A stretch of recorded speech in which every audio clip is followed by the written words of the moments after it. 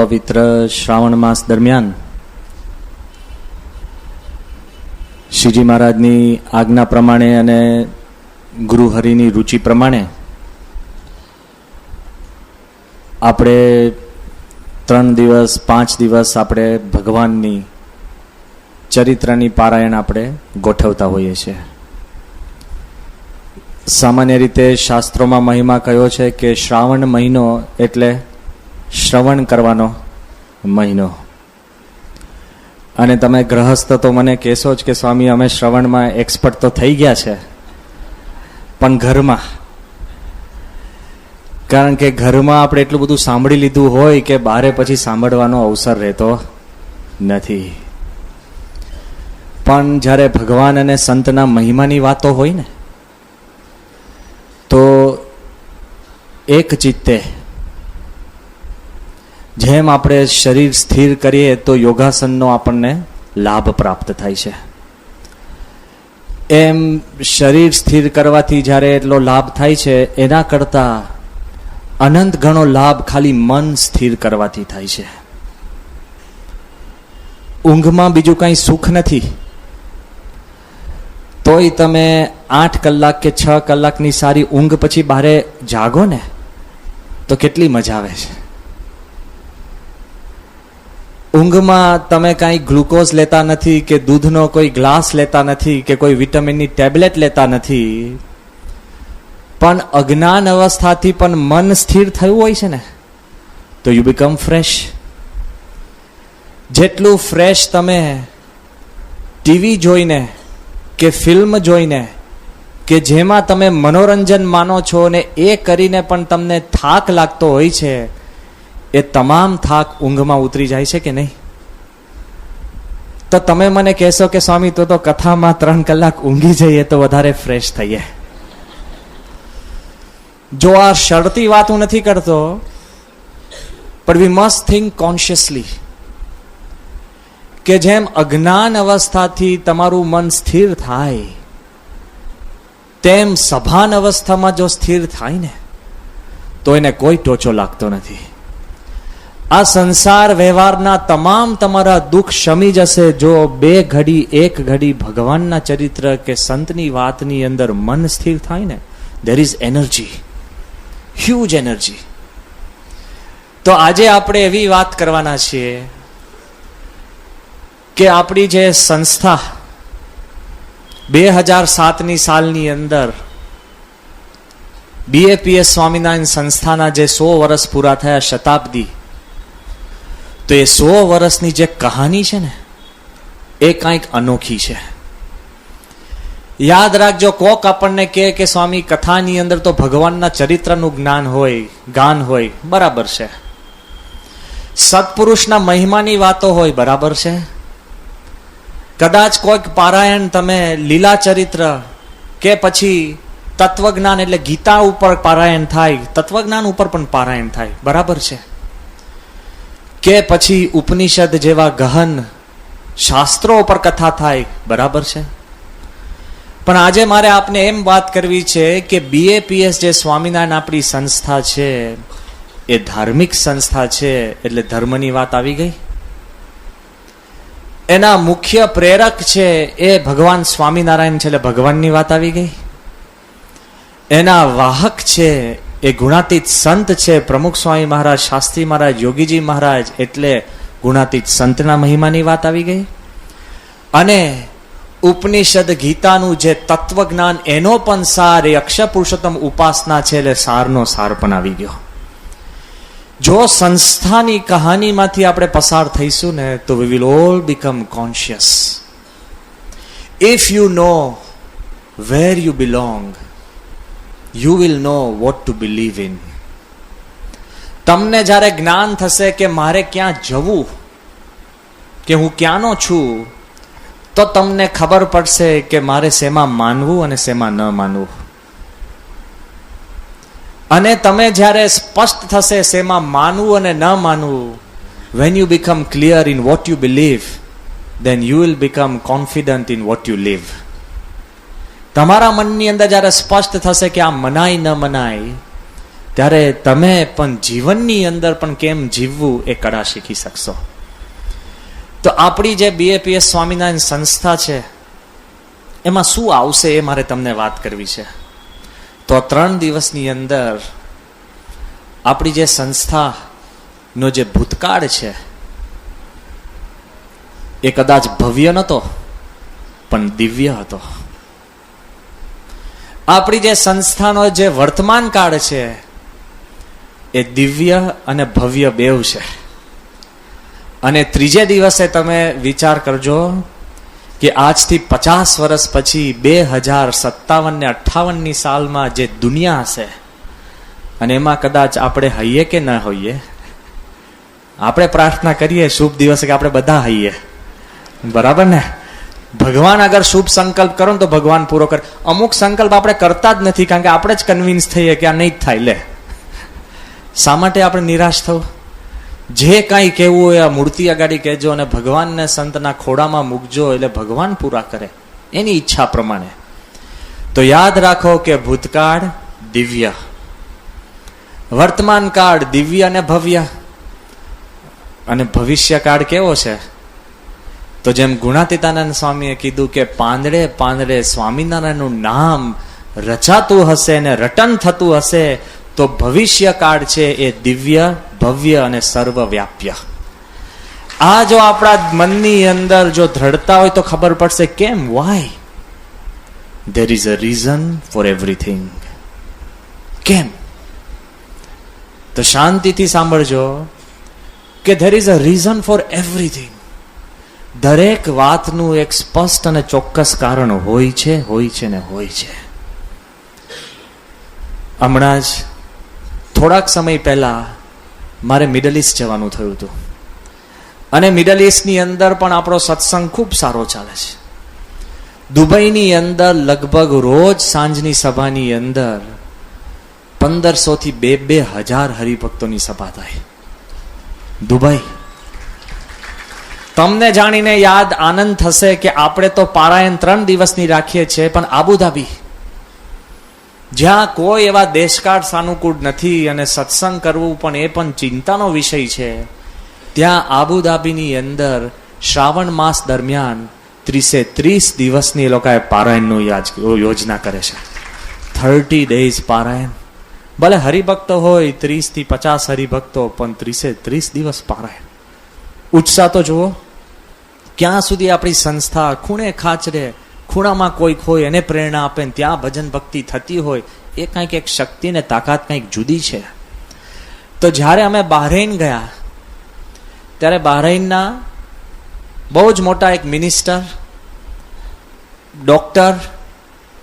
Doctorate પોતે human રિસોર્સિસમાં પ્રાપ્ત કરેલી, અને એમની સાથે ચર્ચાની અંદર પહેલી જ વખતે કોઈક સંત, હિન્દુ સંતને મળતા હતા. ખૂબ ખુલ્લા દિલે ચર્ચા ચાલતી હતી. એની અંદર એમણે એક પ્રશ્ન પૂછ્યો. એ પ્રશ્ન વિચારવા જેવો છે. પ્રશ્ન કયો પૂછ્યો? એ કે મને હિન્દુ ધર્મમાં રસ છે, ખબર છે, પોતે શિયા મુસલમાન. ભલે એકદમ મજબૂત, સમજાય ને? પણ ખૂબ પ્રેમથી અને શુદ્ધ ભાવનાથી પૂછતા હતા. એ કે મને એક વાત ખબર નથી પડતી કે તમારે ત્યાં સર્જન કોણ કરે છે? મેં કીધું ભગવાન. બ્રહ્મા બનાવે ને, સર્જન કરે. એ કે નાશ, વિસર્જન કોણ કરે છે? હુ ક્રિએટ્સ એન્ડ હુ ડિસ્ટ્રોયઝ. એટલે મેં કીધું કે શિવ. કારણ કે આપણે ત્યાં સ્પષ્ટ છે કે બ્રહ્મા સર્જન કરે, વિષ્ણુ પાલન કરે અને શિવ ભગવાન છે એ પોતે વિસર્જન કરે. બરાબર ને? જ્યારે આ પ્રશ્ન એમને પૂછ્યો, આ પ્રશ્ન એક ટ્રેપ કરવા માટે જ પ્રશ્ન હતો કે પછી એમણે પ્રશ્ન પૂછ્યો કે જો એ કે આ કેવું વિચિત્ર કહેવાય કે ભગવાન તો સર્જન કરે, ભગવાન ડિસ્ટ્રોય કરે, નાશ, વિનાશ, વિસર્જન એ ભગવાનનું કાર્ય કહેવાય? માણસ મૂંઝાય કે નહીં? એટલે તે વખતે આપણે એમને વાત કરી. મેં કીધું સાહેબ, એ કે સ્વામી તમે શું માનો છો, ખરેખર ભગવાન વિસર્જન કરે? એવા ભગવાન હોય કે જે નાશ કરે? મેં કહ્યું હું માનું છું કે શિવ ભગવાન વિસર્જન કરે છે. તે કહેતો કેવું તંત્ર વિચિત્ર તમારું. એટલે ધીરે રહીને આપણે પ્રશ્ન પૂછ્યો, અને ભગવાનની પ્રેરણાનો પ્રશ્ન છે, કોઈ બુદ્ધિની દલીલ ન હોય. મેં કહ્યું સાહેબ, લોકો જન્મે છે, સર્જન થાય છે, વાત સાચી? એ કે સાચી. મેં કીધું ડિસ્ટ્રક્શન થાય છે, વિસર્જન થાય છે, વાત સાચી? એ કે એ સાચી. મેં કીધું તમારા ધર્મ પ્રમાણે વિસર્જન કરે છે કોણ? એ કે શેતાન, ડેવિલ. વિસર્જન કરવાનું કામ કોનું છે? કે શેતાનનું. મેં કહ્યું એમ? તો તમારા ભગવાન બહુ નબળા કરે કહેવાય, કે ભગવાન કંઈક બનાવે અને શેતાન એનું વિસર્જન કરી શકે, તો ભગવાન કરતા વધારે શક્તિશાળી શેતાન થયા. એ કે હા, એ હારું વિચારવું પડે એમ છે. મેં કીધું અમારે ત્યાં નક્કી છે કે જે સર્જન ભગવાન કરે એનું વિસર્જન ભગવાન સિવાય કોઈ કરી ન શકે. સર્જન પણ ભગવાન કરે, પાલન પણ ભગવાન કરે ને વિસર્જન પણ ભગવાન કરે. આ જે કાંઈ થાય છે, જે કાંઈ બને છે, તમને, મને, આખી દુનિયામાં, એ બધાનો કરતા હરતા ભગવાન છે. ભગવાન સિવાય કોઈ તાકાત નથી. આપણા કર્મ પ્રમાણે કે પ્રકૃતિ પ્રમાણે કાંઈક વસ્તુ ઓછું વધતું થાય, પણ ભગવાન જ કરનાર છે, એ દ્રઢતા હોવી જોઈએ. આપણી સંસ્થાની જે સિક્રેટ છે ને, the secret of BAPS Swaminarayan સંસ્થા, તો મૂળ પાયામાં ભગવાનનો દિવ્ય સંકલ્પ અને એમની શક્તિ, એ સિવાય બીજું કાંઈ જ નથી. 100% ગોડ, પૂર્ણ પુરુષોત્તમ નારાયણ ભગવાન સ્વામિનારાયણ સિવાય બીજું કાંઈ નથી. એબ્સોલ્યુટલી. આ મનમાં ક્લેરિટી રાખજો. એનો ચમકાર ને ઝબકાર કંઈક જુદો છે.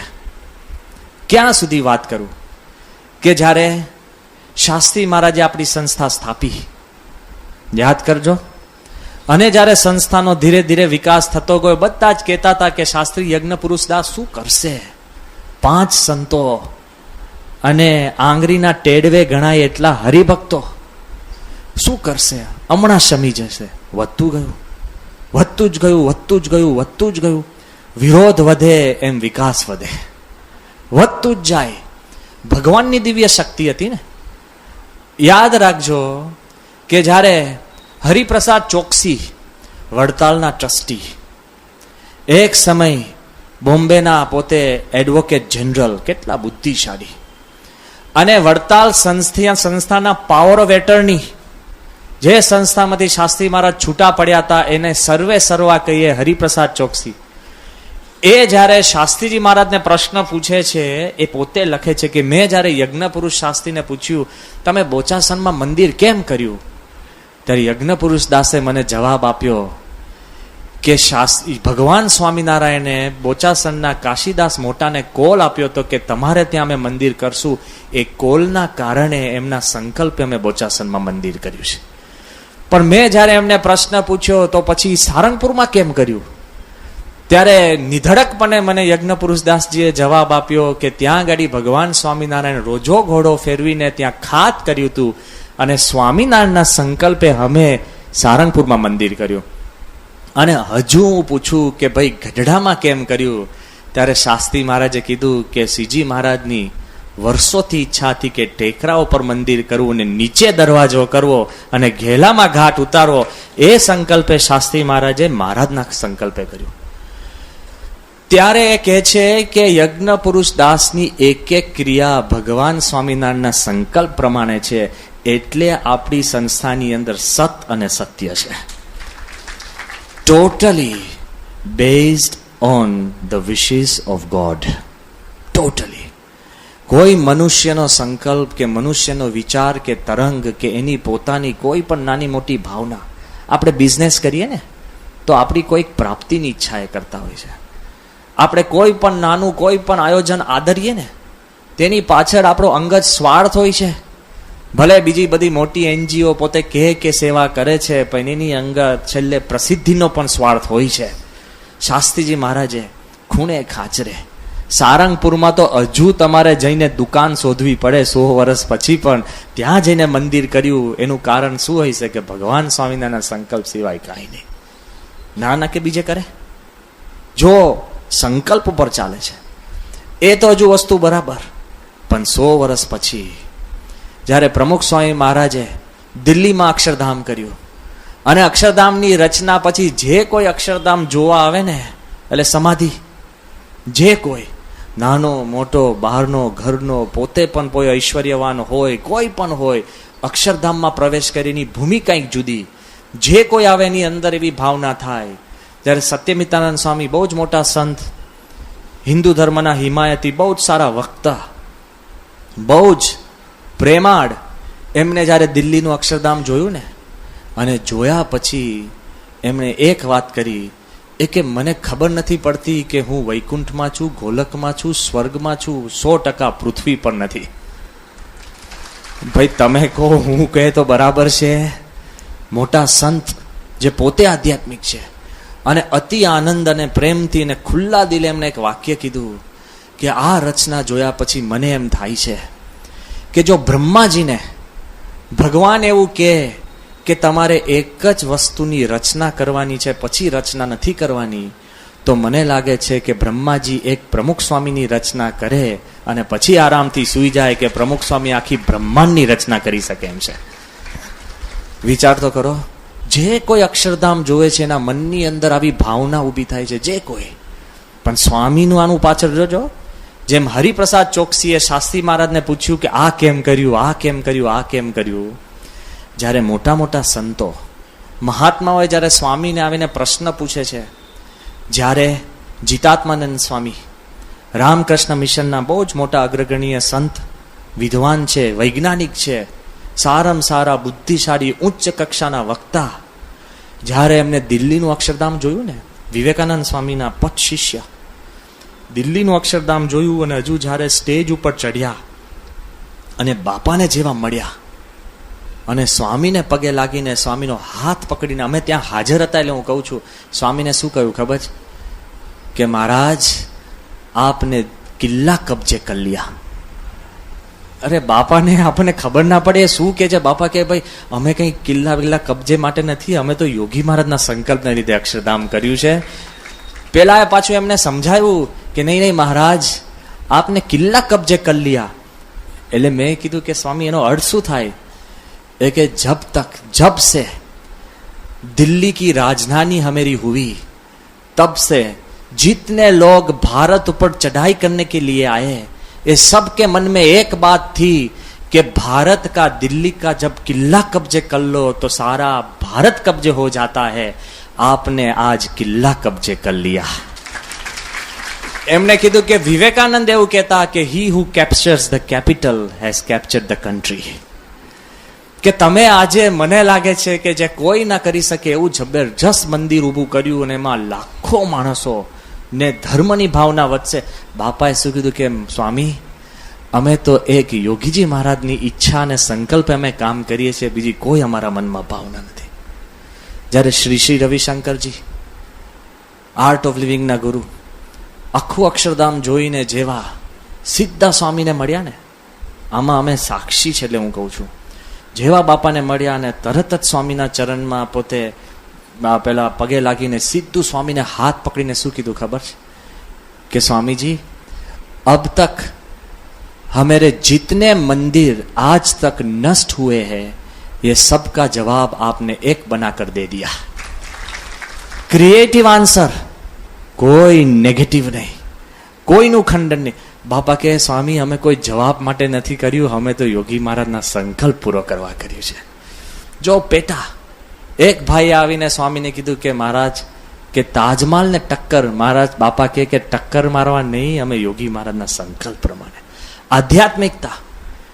જો શાસ્ત્રી મહારાજે એક એક કાર્ય શ્રીજી મહારાજના સંકલ્પ પ્રમાણે, એમ પ્રમુખ સ્વામીએ એક એક કાર્ય શાસ્ત્રી મહારાજને યોગીજી મહારાજના સંકલ્પ પ્રમાણે આપણી સંસ્થાના પાયામાં આ દિવ્ય સંકલ્પ એ શક્તિ છે, એને કરીને બધું ચાલે છે. બીજા કોઈ મનુષ્યનું આ કામ નથી, મનુષ્યની કોઈ શક્તિ કે તાકાત નથી. આ મનની અંદર સ્પષ્ટ થશે ને, આપણે ભૂલી જઈએ છીએ. સાંભળજો, સત્પુરુષને સ્પષ્ટ છે.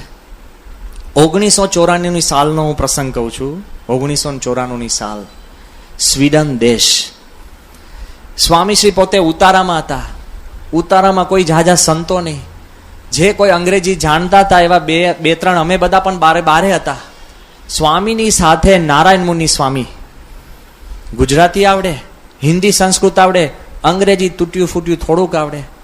એક અંગ્રેજ માણસ, યુરોપિયન માણસ પ્રમુખ સ્વામીના દર્શન કરવા આવ્યા, અને દર્શન કરતા કરતા સ્વામીને એમને પ્રશ્ન પૂછ્યો અંગ્રેજીમાં કે તમારી સંસ્થા શું છે?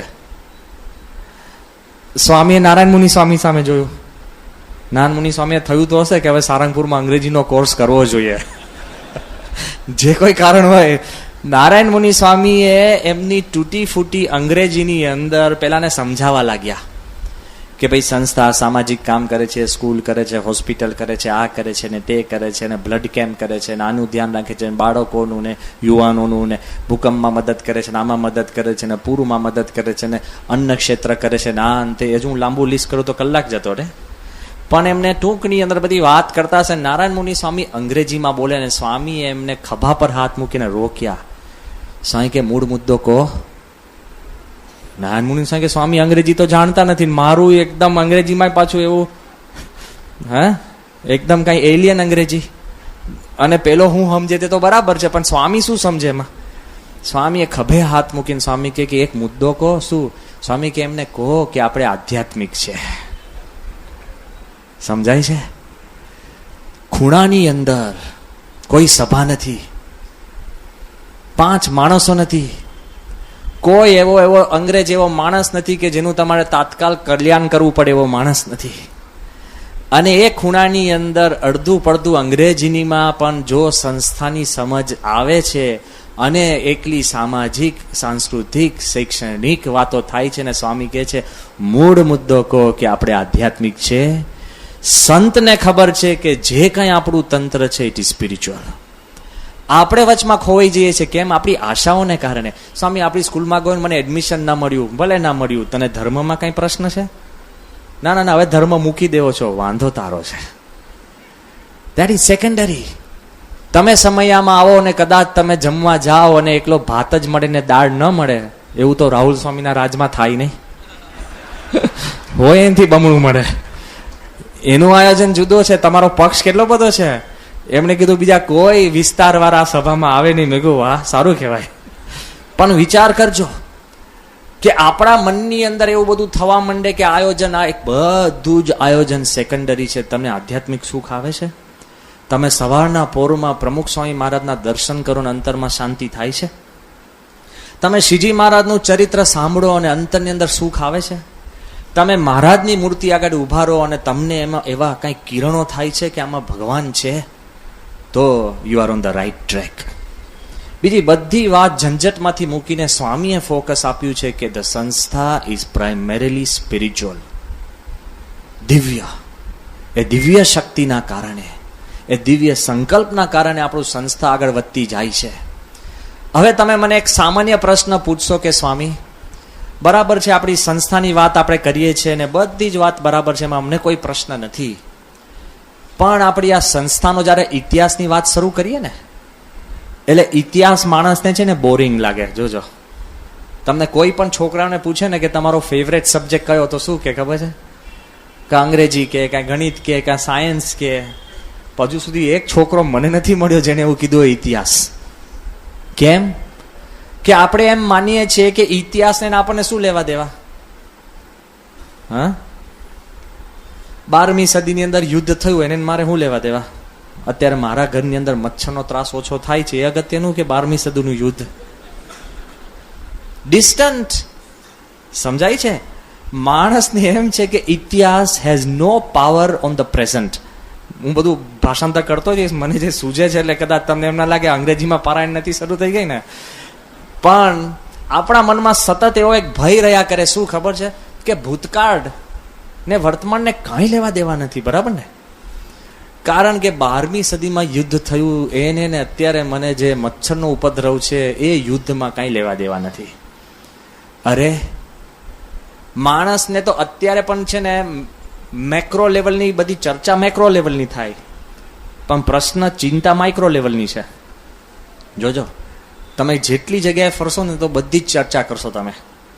શેની? કે ઓલિમ્પિક્સમાં કંઈ આપણો ભારતનો દેખાવ ઠેકાણા વગરનો ચામ છે, પણ ચિંતા શેની હોય? કે હું અત્યારે બેટ લઈને ઊભો છું, આઉટ ન થઈ જાવ એની. ભરે તમે ચાલીમાં ક્રિકેટ રમતા હો, પણ ચિંતા તમને છે ને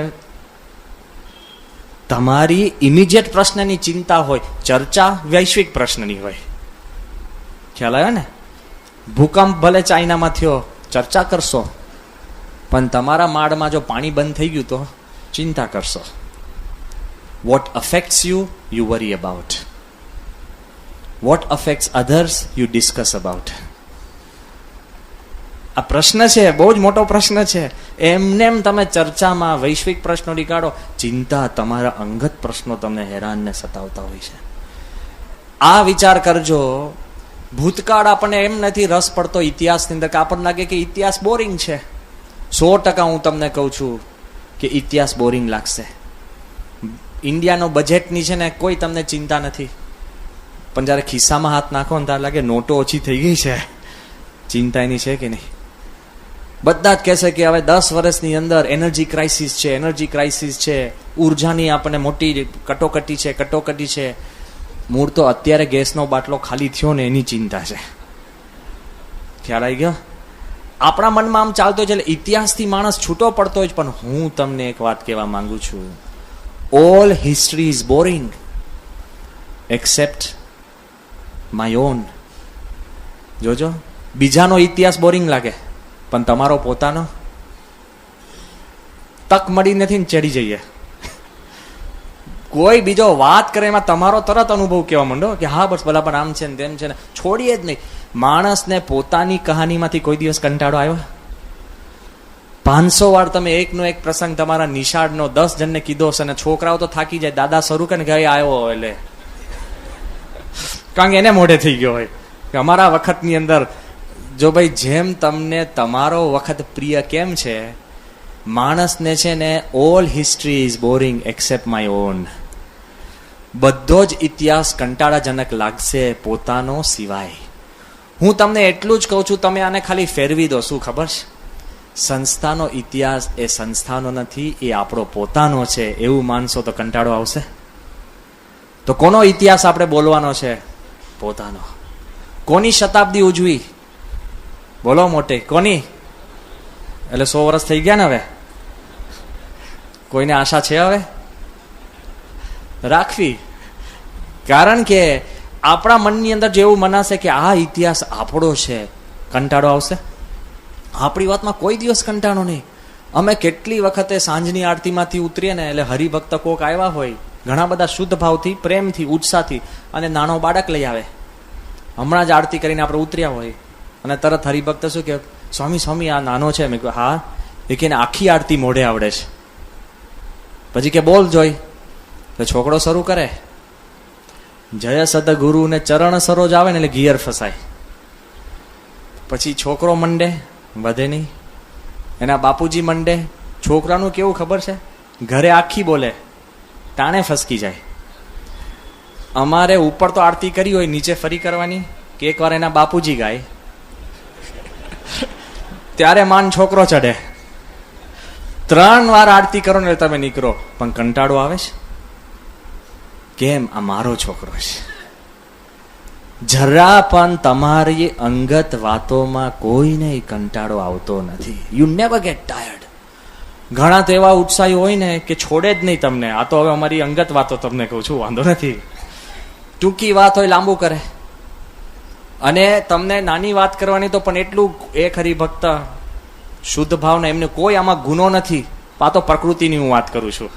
અમારી પણ પ્રકૃતિ હોય, એ પાછા ગુનો નહીં માનતા, પણ ઉદાર થવું. પણ એ હરિભક્ત તમારી પાસે આવે એટલે તમારે છે ને અડધો કલાક કે 45 મિનિટ ખરી અને ખરી. નાની જ વાત હોય, એટલી લાંબી થાય.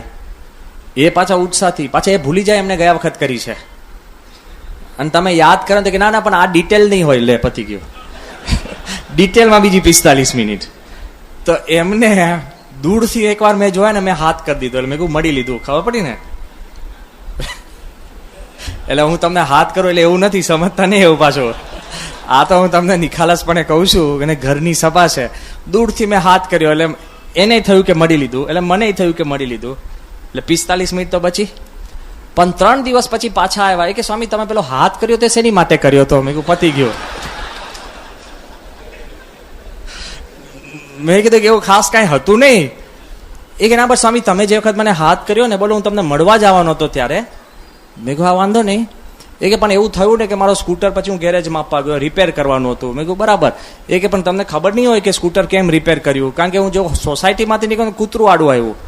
કૂતરું આડું આવ્યું તો સ્કૂટર પડતું આમ ગયું અને એક લેમ્પપોસ્ટની અંદરથી જઈને પછી આમ ઘસાઈ ગયું, એટલે હું રિપેર કરવા ગયો. અંતે પછી તો અમે શું કર્યું સ્વામી, અમારી સોસાયટીમાં કમિટી રચી કે કૂતરું પકડવા. મેં કહ્યું ભાઈ મને કૂતરા સુધી પહોંચાડી દીધો. મુદ્દો શું વાત કરે કે તમે બધા હાથ કરો શું કામ હતું? મેં કહ્યું ભાઈ તમારા કૂતરાનું નામ શું છે? જો હું પૂછે જ ને તો બીજી 45 મિનિટ જાત. પણ પોતાની વાતમાં કોઈને કંટાળો આવે છે? કોઈને આવે છે? તો તમે એમ માનશો કે આ સંસ્થા મારી છે, તમે એમ માનશો કે ઇતિહાસ મારો છે, કોઈ દિવસ કંટાળો આવશે? It will change. It will change the perspective of how you live. Believe it to be yours and it will change you. જો તમારું માનશો ને તો બધાના અવયવો બદલાઈ જશે. એટલી બધી સંસ્થાની કહાનીમાં તાકાત છે. કેટલી તાકાત છે તમને હું વાત કરું છું. ખાલી તમે બદલવાની વાત છે, જાજો બહુ તો પ્રશ્ન નથી. અત્યારે તમે જો ઘરે સુવા જાઓ ને, ઘર કોનું છે? પોતાનું ને. માલિકી હક કોનો છે? પોતાનો. કોઈને શંકા હોય પાછા બોલજો. આ તો કે હું કઈ તમારા લીગલ ક્લાસીસ નથી લેતો પાછો. માલિકી હક કોનો છે? પોતાનો. ઘરમાં જે 5 જણા સુવે છે કોના છે? ઓછા બહારના આવીને સુવે છે, બરાબર ને? ઘરમાં 5 જણ તમે છો, ઘર તમારું છે અને તમે ઘર કઈ જગ્યાએ રહો? સેફ જગ્યાએ જ રહો ને. એવી ઓછી કે એકદમ કે રસ્તા પર ઘર હોય, સેફ હોય, બરાબર? તોય ઘરમાં રાતના લોક કેમ મારો છો? એવું નથી કહેતું નહીં મારતા. કેમ મારો છો? આમ કેમ ને? આમ પેલા આમ સ્ટોપરી મારે ટક, પછી આમ મારે ને, બરાબર ને? અને હવે તો મને હરિભક્તોએ કીધું છે કે સ્વામી પેલું લોક ફેરવાનું તો કે 3 વાર ફેરવવું પડે, આમ ટક ટક ટક. આ મેં કીધું ને તો એક હરિભક્ત કે ના સ્વામી 3 નહીં 7. કોઈ ઘરમાં છે 7 થી વધારે વાળા હશે? બોલો. સેટેલાઇટમાં એક 14 વાળો નીકળ્યો. માલ જ્યાં હોય ત્યાં વધારે જોઈએ. આપણે વાંધો નથી, 7 સુધી પહોંચ્યા છે, બરાબર ને? 7 કટાકા ઘટ ઘટ ઘટ ઘટ, બરાબર ને? 7 કટાકા. હવે હું તમને કહું, તમે જ્યારે ઘરને લોક મારો અને તમે 7 વાર ટક ટક કરો, પછી તમને શું થાય ખબર છે? રાહત થાય. કે તમે ઘરમાં બોલ્ટ મારો તો તમે એને શું સમજો છો? પ્રોટેક્શન સમજો છો ને? શું સમજો છો? સલામતી, બરાબર? પણ આમ તમે જોવા તો તમે તમારી જાતને ઘરમાં પૂરી દીધા કહેવાય કે નહીં? બહારે આવીને કોઈક લોક મારે તો શું થાય? જો મારે એટલું જ કેવું છે, ઘરમાં અંદરથી તમે લોક મારો ને તેને સલામતી કહેવાય. બારે કોઈક લોક મારે ને તો શું કહેવાય? જેલ કહેવાય. મને પૂરી દીધો. ઘરમાં તમે અંદરથી લોક મારો ને તો તમને ઊંઘ સારી આવે, અને તમે ઘરમાં હોય ને બારેથી કોક લોક મારે તો આખી રાત ઊંઘો. બહાના પછાડો કે ખોલો ખોલો ખોલો, પણ કે થયું શું લે? પણ ક્રિયા તો લોક જ મારવાની છે ને, હે? પણ ક્યાં અને કોણ? સમજી ગયા? એમ ખાલી પર્સપેક્ટિવ બદલાઈ જાય ને. આમ તો તમે રોજ રાતે તમારી જાતને ઘરમાં પૂરી દો છો ને, રોજ રાતે તમારી જાતને પૂરી દો છો, ઓકે? પણ તમે એને સલામતી માનો છો. એમ હું એમ કહું છું કે તમે જ્યારે સંસ્થાનો ઇતિહાસ પોતાનો માનશો ને, તો જે ઇતિહાસ તમને બોરિંગ અને કંટાળાજનક લાગતો હશે ને, એ જ ઇતિહાસ તમને મુક્તિ દેનારો અને સુખજનક બની જશે. વાય? It is yours. આ દ્રઢતા રાખશો ને, કોઈ દિવસ આપણને વાંધો નહીં આવે. આગળ એ વિચાર કરજો કે જ્યારે ઇતિહાસ તમારો થશે ને, તો એમાં તમને છે ને એક જબરજસ્ત અસ્મિતા પેદા થશે. કોઈ દિવસ છે ને પૂછલેલ ઢોળ જેવું નહીં. બધા કેવું પડશે કે જો ભાઈ સંસ્થા માટે કરવું, નામ પડે ને તમને આમ તાજગી આવી જશે. બાપાનું, સંસ્થાનું, શાસ્ત્રી મહારાજનું.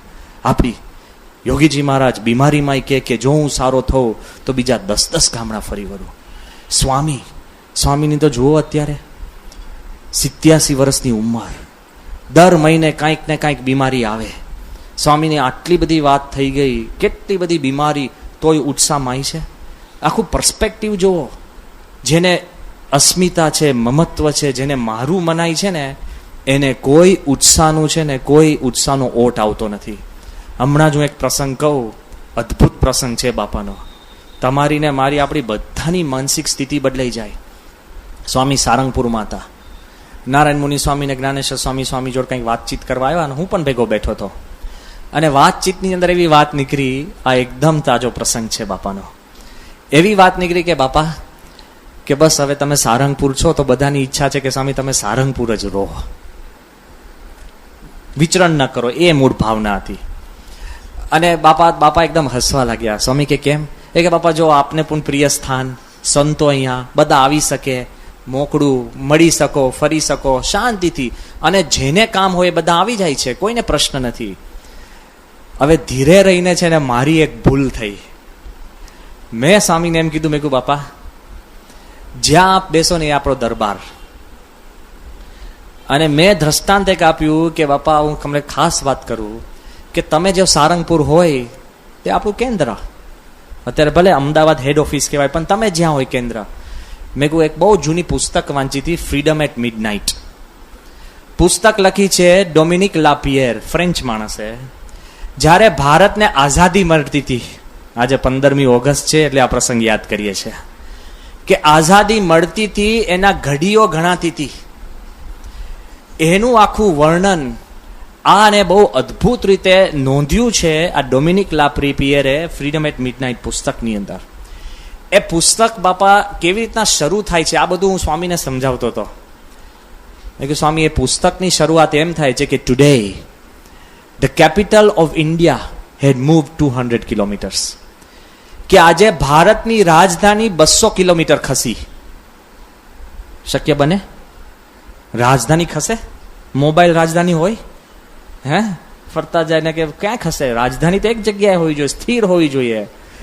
તેવું લખ્યું કે આજે ભારતની રાજધાની 200 કિલોમીટર ખસી. કેમ? કે ગાંધી દિલ્હીથી 200 કિલોમીટર દૂર એક ગામડામાં ગયા. જ્યાં ગાંધી હતા તે ભારતની રાજધાની. સમજી ગયા? એટલું બધું ગાંધીજીનું આકર્ષણ હતું ને કેન્દ્ર બિંદુ હતા. આ દ્રષ્ટાંત ટાંકીને મેં બાપાને એવું કીધું કે બાપા જ્યાં આપ ફરો અને બિરાજો એ આપણી સંસ્થાની રાજધાની. હવે હું જે બોલ્યો ને એ મારી ભૂલ. બાપા એકદમ છે ને એકદમ એક્સાઇટ થઈ ગયા, ગુસ્સે ગરમ ના થયા, પણ એકી શ્વાસે બોલવા લાગે, સ્વામી કે તું રાજધાની વાત કરે છે. સ્વામી કે સમજી રાખજો કે છેલ્લા શ્વાસ સુધી આપણે વિચરણ ચાલુ રાખવું છે. શાસ્ત્રીજી મહારાજે, જો સ્વામી શું બોલે છે કે શાસ્ત્રી મહારાજને મેં જોયા છે, છેલ્લા શ્વાસ સુધી શાસ્ત્રી મહારાજ વિચરણ કરતા. પગે વાહ, દુખે, કેડ રહી ગઈ હોય, શરીરમાં તાવ, 3 જણ ઉંચકે તો પણ શરીરમાં રાડ નીકળે એટલું દુઃખ.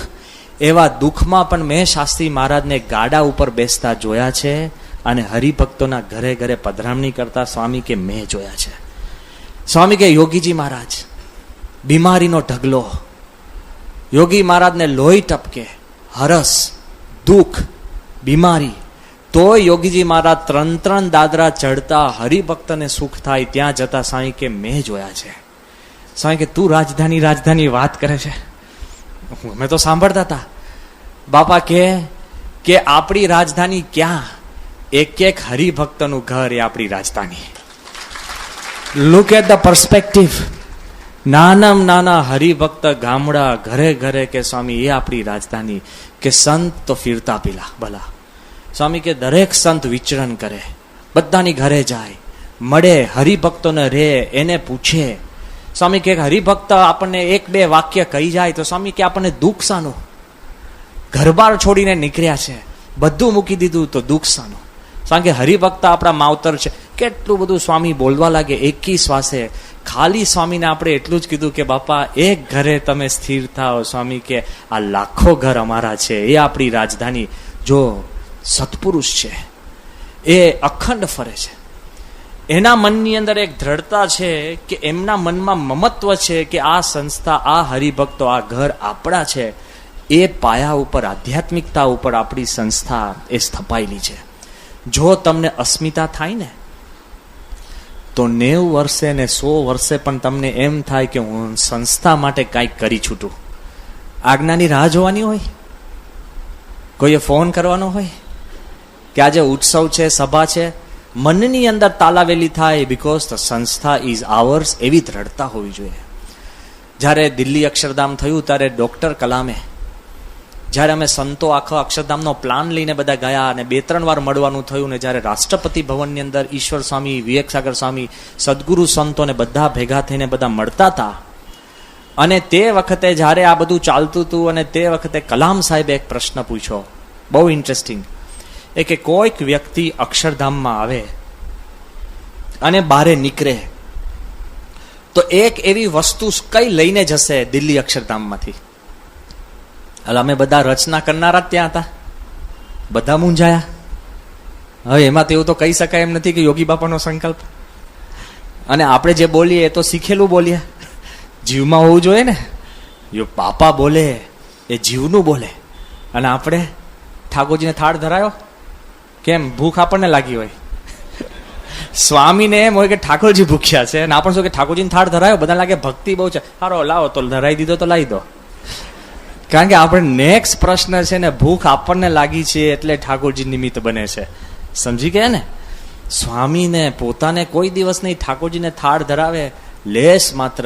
જો પૂજાનો જે થાળ પ્રમુખ સ્વામી ધરાવે એમાંથી એક આઈટમ અત્યાર સુધી કોઈ દિવસ સ્વામીએ પૂજાના થાળમાંથી મોઢે મૂકતા જોયું? અને આપણે બધા જ પમ પમ ચાવતા જોઈએ, બરાબર બાપા સ્વામી ખાતા જઈને ધૂન બોલતા જોઈએ. સ્વામી અત્યાર સુધીના ઇતિહાસમાં અને પૂજાના થાળમાં તો સારામાં સારી વાનગી હોય. હજુ સુધી કોઈ સેવકને નથી કીધું કે આ અહીંયા મોકલજો આપણા થાળમાં. આપણે તો જે થાળમાં આવ્યો હોય ને પછી શોધીએ કે આવ્યું નહીં, ક્યાં ગયું પેલું. આપણે મૂળ થાળ એમ ધરાવીએ કે કોઈ આઈટમ રહી ના જાય. સમજી ગયા? બધી હોય કેમ કે પછી આપણને રહી જાય. પણ સ્વામીનું આખું તંત્ર આખું જુદું છે, ભક્તિ આખી જુદી છે.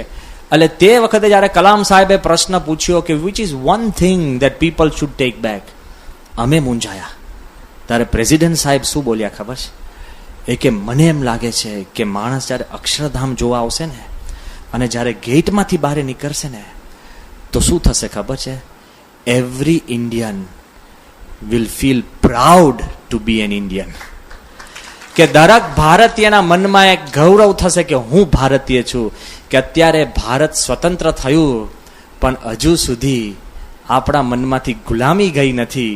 ગુલામીમાંથી સ્વતંત્રતા ક્યારે આવશે કે આજે દરેક ઇન્ડિયનને એમ થશે કે હું ગર્વ સે બોલો મેં ભારતીય હું. કોઈ એવું નથી. આટલી બધી આપણી એન્ટરટેનમેન્ટ ઇન્ડસ્ટ્રી જુઓ, બધું જ જુઓ, મોટી મોટી ઇન્ડસ્ટ્રીઝ થાય, આ છે તે છે, તોય લોકો પરદેશ કેમ જતા રહે છે? કેમ કોઈના મનમાં એમ નથી થતું કે હું ભારતીય છું ને મને એનો ગર્વ છે, ગૌરવ છે? એ નથી થતું. અને અત્યારે જ્યારે અક્ષરધામનું ઉદ્ઘાટન હતું અને ઉદ્ઘાટન પછી જ્યારે કલામ સાહેબ બાપાનો હાથ પકડી નીકળતા હતા ને ત્યારે એને બાપાના હાથ પકડીને શું કીધું ખબર છે? કે I feel proud to be an Indian. કે મને આજે ગૌરવ થાય છે કે હું ભારતીય છું. કેમ કે અક્ષરધામ મેં જોયું. યાદ રાખજો, તમને એમ ગૌરવ થવો જોઈએ કે હું BAPS નો અનુયાયી છું. બી પ્રાઉડ. જો તમને એવો ગૌરવ થશે ને કોઈ દિવસ વાંધો નહીં. જો સંસ્થાનો ઇતિહાસ આપણે શાંતિથી સમજશું તો કોઈ દિવસ આપણા મનની અંદર પ્રશ્ન નહીં થાય. એ સંસ્થાએ જે આપણને મળ્યું છે, પ્રાપ્તિ થઈ છે, એ વાત કંઈક જુદી છે. સમજાશે તો મારી થશે. તમે કોઈક જંગલમાં ખોવાઈ ગયા હોય અને હું તમને નકશો આપું ને, એ શું કહેવાય? કાગળિયું. બરાબર ને? પણ નકશો સમજાય તો શું કહેવાય? રસ્તો. કાગળિયું છે ને નકશો, પણ નકશો ખાલી કાગળિયું કહેવાય, પણ નકશો સમજાય તો તમને બહાર જવાનો રસ્તો થઈ ગયો ને. કોઈક માણસ તમને મળે એ શું કહેવાય? માણસ. પણ તમે એને સમજી શકો તો શું બની જાય? મિત્ર. ભેદ છે કે નહીં? રેલવે સ્ટેશન ઉપર 500 માણસ મળો અને તમે એક ઝૂંપડીમાં એક મિત્ર મળો, ભેદ છે કે નહીં? કેટલો બધો ભેદ છે. સમજાય એમાં માણસ મિત્ર બને છે, સમજાય એમાં કાગળિયું નકશો બને છે. હજુ વિચાર કરજો કે તમે ઘરે રાતે જાઓ અને તમારા કુટુંબી જોડે કોઈ તમારે સંબંધ કે સમજણ ન હોય તો તમે છે ને રાતે હોટેલમાં રહેતા હોય ને એવું થાય. તમારું બિલ્ડિંગ એ મકાન ગણાય, પણ તમે પાંચે પાંચ એકબીજાને સમજો તો એ મકાન ઘર બને છે. સમજાય ને? કેટલી પાવર છે સમજ શક્તિની અંદર. હજુ આગળ વિચારજો, હજુ ખરેખર કહું છું, આપણા મનની અંદર જો દ્રઢતા થાય કે તમે તત્વજ્ઞાન જો નહીં સમજો ને તો તત્વજ્ઞાન છે, સમજશો ને તો જીવન બદલાશે. ઇવન ફિલોસોફી જે કાંઈ તમે સમજ શક્તિ શકશો ને તો એમાં ફેર પડે છે. એમ જ્યારે આપણી સંસ્થાનો જો પાયો અને જો મૂળ મુદ્દો તમે સમજી શકશો કે આધ્યાત્મિક દિવ્ય સંકલ્પ ને શક્તિ છે ને, તો કોઈ દિવસ તમને સંસ્થા પારકી નહીં લાગે, કોઈ દિવસ ધોકો નહીં લાગે, અને જબરજસ્ત તાકાત એમાં ઉત્પન્ન થાય છે. તો ચાલો આપણે વિચાર કરીએ કે જે સંસ્થાનો આપણે જે સમજવી છે એનો મૂળ ભૂતકાળ એ કદાચ ભવ્ય નહીં હોય પણ દિવ્ય હતો. જો દિવ્ય હોય તો જ આપણી આ સંસ્થાની આ જે શક્તિ છે તમે એમાંથી કંઈક પ્રાપ્તિ કરી શકો એમ છો. વિચાર કરજો, 1907ની સાલ, અને એ જે એરા હતો ને એમાં કોઈ ભવ્યતા નહીં. યોગીજી મહારાજ ને પ્રમુખ સ્વામી મહારાજ એક વાક્યમાં સાર આપે છે. આપણી સંસ્થાના જો મૂળભૂત તમે રૂટ્સ તપાસજો, સાર શું આપે છે કે તે વખતે જો સંસ્થાનું વર્ણન કરવું હોય ને તો કેવી રીતના થાય ખબર છે? નહોતા માણા, નહોતા પાણા, નહોતા દાણા અને નહોતા નાણા. આમ 3 બોલે છે પણ ચોથું લઈ લેવા જેવું છે. નહોતા માણા, નહોતા પાણા, નહોતા નાણા, નહોતા દાણા. કેવી પરિસ્થિતિ તો બધાને ખબર છે. સાહજિક આપણે વાત કરીએ, બરાબર છે. ઘાસતેલના ડબ્બાની અંદર ખીચડી રાંધીને ખાતા. ઘરે જઈને એકવાર ટ્રાય તો કરો, જૂનો ઘાસતેલનો ડબ્બો હોય, ખીચડી રાંધો, 3 કલાકે પાર ના આવે, અને એમાં ઘાસતેલની વાસ જાય, ઘીની જરૂર ના પડે. સમજાય છે? ઉતરે ખીચડી. વાત કરવી બહુ સારી છે. અરે સંસ્થાના ઇતિહાસની અંદર આપણે એ પણ વાત કરવી પડે કે જ્યાં જ્યાં જાય ત્યાં પ્રશ્ન, વિરોધ, કોઈ તકલીફનો પાર નહીં, કોઈ સુવિધા નહીં, તકલીફનો પાર નહીં. પણ એ અત્યારે આપણે 50 પંખા નીચે બેસીને આપણે સમજી નહીં શકીએ. જ્યારે આપણે બૂટ ગોઠવવાની પણ વ્યવસ્થા હોય, ગાડીનું પણ પાર્કિંગ હોય, બધી જ વ્યવસ્થા હોય, તે વખતે બપોરના શું જમવું એનો પ્રશ્ન હોય, તે વખતે ભક્તિ રહેવી ને બહુ અઘરી વાત છે. આ તો આપણે જરાક બોનસ ઘટી જાય ને તોય મહારાજને મૂકી દે કે આજે હવે છે ને થાળ નહીં થાય. કેમ? પૈસા ઘટી ગયા લે. અરે ભાઈ તું કર તો એમાંથી ઈલાજ આવશે. એવી રીતના ભગવાન જોડે ત્રાગુ ના થાય. પણ તે વખતના વચનની અંદર હું વાત કરું છું કે પહેલું આપણે જોઈએ તો પ્રશ્ન કેવો હતો કે નહોતા પાણા. પાણા એટલે શું? રિસોર્સિસ. કોઈ પ્રકારના રિસોર્સિસ નહીં, કોઈ સુવિધા નહીં. તકલીફ કેવી? એટલે કે એકવાર નિર્ગુણ સ્વામી, જે શાસ્ત્રી મહારાજના જમણા હાથ કહેવાય, બરાબર ને, સદગુરુ સંત, આપણે અત્યારે કોઈ મહંત સ્વામી કે ડોક્ટર સ્વામી આપણે કહીએ, એકવાર નિર્ગુણ સ્વામી કઈ સાલમાં પત્ર લખે છે તો 9/9/1946ની સાલ નિર્ગુણ સ્વામી એક પત્ર કોને લખે છે? હર્ષદભાઈ દવેને, મુંબઈ. પત્ર કેવો લખે છે સમજો. જે નિર્ગુણ સ્વામીએ હજારો પત્રો લખ્યા છે, જેના પત્ર અને કલમ ઉપર આફ્રિકા સુધી સત્સંગ પહોંચ્યો છે. જે નિર્ગુણ સ્વામીના અમુક પત્રો કઈ સાઈઝના ખબર છે? 70 પાનાના, 100 પાનાના, નોવેલ જેટલા. આપણે લાગે એટલો પત્ર? આખું વચનામૃત લખે, જ્ઞાન લખે, અને પત્ર ક્રમશઃ સત્સંગ સભાઓમાં વંચાય એવા નિર્ગુણ સ્વામી. એ નિર્ગુણ સ્વામી 1946 એટલે સંસ્થા સ્થપાયા પછી 40 વર્ષ પછી, હું કહું છું લગભગ 40 વર્ષ, ઓકે, ત્યારે તો આપણું કંઈક ઠીકઠાક થયું હોય ને, ત્યારે નિર્ગુણ સ્વામી શું પત્ર લખે છે હર્ષદભાઈ દવેને કે મને ઘણો સંકોચ થાય છે તમને પત્ર લખતા. હવે જે નિર્ગુણ સ્વામીને હજારો પત્ર લખતા સંકોચ ના થયો હોય એને હર્ષદભાઈ દવેને પત્ર લખતા સંકોચ થાય? શું લખે છે કે અત્યાર સુધી મેં મારી માટે કોઈ દી કાંઈ માંગ્યું નથી, એટલે મારી માટે માંગવાની વાત આવે છે એટલે મને સંકોચ થાય છે. આપણે તો પોતાનું ના હોય તો પત્ર લખીએ. આપણી ભલામણ ચિઠ્ઠીઓ ને ચિઠ્ઠીઓ કોની હોય? પોતાની જ હોય ને. બીજાની ચિઠ્ઠીઓ લઈને ફરીએ? બીજાને કે હું પોસ્ટમેન છું? બીજાની ના લઈએ, પોતાની બધી લઈને ફરીએ. પોતા સિવાય વાત નહીં. નિર્ગુણ સ્વામી કહે છે કે મને એક પત્ર લખતા સંકોચ થાય છે કે મારા માટે. હજુ આગળ શું લખે છે કે મને મારી પેન બગડતા, નિર્ગુણ સ્વામીની પેન બગડી, તો મારી પેન બગડતા મેં શાસ્ત્રી નારાયણ સ્વરૂપદાસની સારંગપુરમાં ઉછીની પેન લીધી. નિર્ગુણ સ્વામીએ પ્રમુખ સ્વામીની પેન લીધી અને એની પણ સ્પ્રિંગ તૂટી ગઈ. હવે તો મને સંકોચ થાય છે કે હું અમદાવાદના ચંપકલાલ શેઠને લખું કે મને એક પેન મોકલો. પણ નિર્ગુણ સ્વામી પણ સમજતા હશે કે અમદાવાદી પાસે કઈ મંગાય, બરાબર ને? હવે જુદું છે. પણ એવું થાય કે એવું નતું.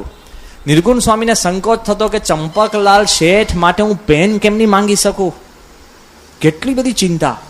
આગળ શું લખે છે કે આ સાથે હું તમને પેન મોકલું છું તો એની સ્પ્રિંગ તૂટી ગઈ છે, તો મુંબઈમાં કોઈક મળે તો પેન રિપેર કરીને મને પાછી મોકલજો. મોટી ગાડી મોકલતા હોય ને એવી રીતે તો પેન રિપેરિંગની વાત ચાલતી. અને છેલ્લે લખે છે કે અત્યારે સારંગપુરમાં તો પરિસ્થિતિ કેવી છે કે નથી ખડિયો, નથી સાંઈ કે નથી કલમ. નિર્ગુણ સ્વામી માટે પેન, ખડિયો કે કલમ ન હોય તો પછી શું આશા રાખવી? વિચાર તો કરો. આપણે તો કોઈ સત્સંગ કરવાનું કહે ને તો કે ભાઈ જો ભાઈ બધી વ્યવસ્થા હશે તો કરશું. અવ્યવસ્થા, અસુવિધાની અંદર જે સત્સંગ કરે છે કોઈ કાળ એના મનની અંદર સત્સંગ માટે સંકોચ નહીં. કેમ? દિવ્ય સંકલ્પે બધું ચાલતું તું. યાદ રાખજો, કોઈ કરી શકે આવી પરિસ્થિતિની અંદર? આપણે તો પત્ર લખવાનું બંધ કરી દે કે પેન આવે પછી કરશું, બરાબર ને? પેન આવે પછી કરશું. શા માટે? અને જેને કરાવો એ પેન આપે. એમાં સગવડિયો સત્સંગ થાય. જો તમને ચાનક હોય, અસ્મિતા હોય, મમત્વ હોય ને, મારું છે એમ મનાય તો તમે શોધીને પણ ઊભો કરી શકો. એ તાકાત છે. યાદ રાખજો કે શું પરિસ્થિતિ હતી કે નહોતા પાણા અને નહોતા દાણા. યોગીજી મહારાજ પ્રસંગ લખે છે કે સંસ્થા સ્થપાયા પછી 30 વર્ષ પછીનો પ્રસંગ છે. આપણે 30 વર્ષ ટકીએ આ પરિસ્થિતિને? હમણાં છોડીને જતા રહીએ. આ તો આપણા સંકલ્પ પૂરા કરે ને ભગવાન આપણને લાભાલાભ કરે ને એટલે બધા લાઈનો કરીએ. દુઃખ આપવા માંડે ભગવાન તો શું કરીએ કે આ દુઃખના દેવતા લાગે છે, લે સુખના શોધો. હવે સુખના ને દુઃખના એક જ છે. શું વિધિ વાત કરી? સર્જન કરનારે, વિસર્જન કરનારે ને પાલન કરનારે. છે કે નહીં ક્લેરિટી? એ મનમાં ફિક્સ રાખજો. આ બાજુ યોગીજી મહારાજ એક પ્રસંગ કહે છે ને, અદ્ભુત.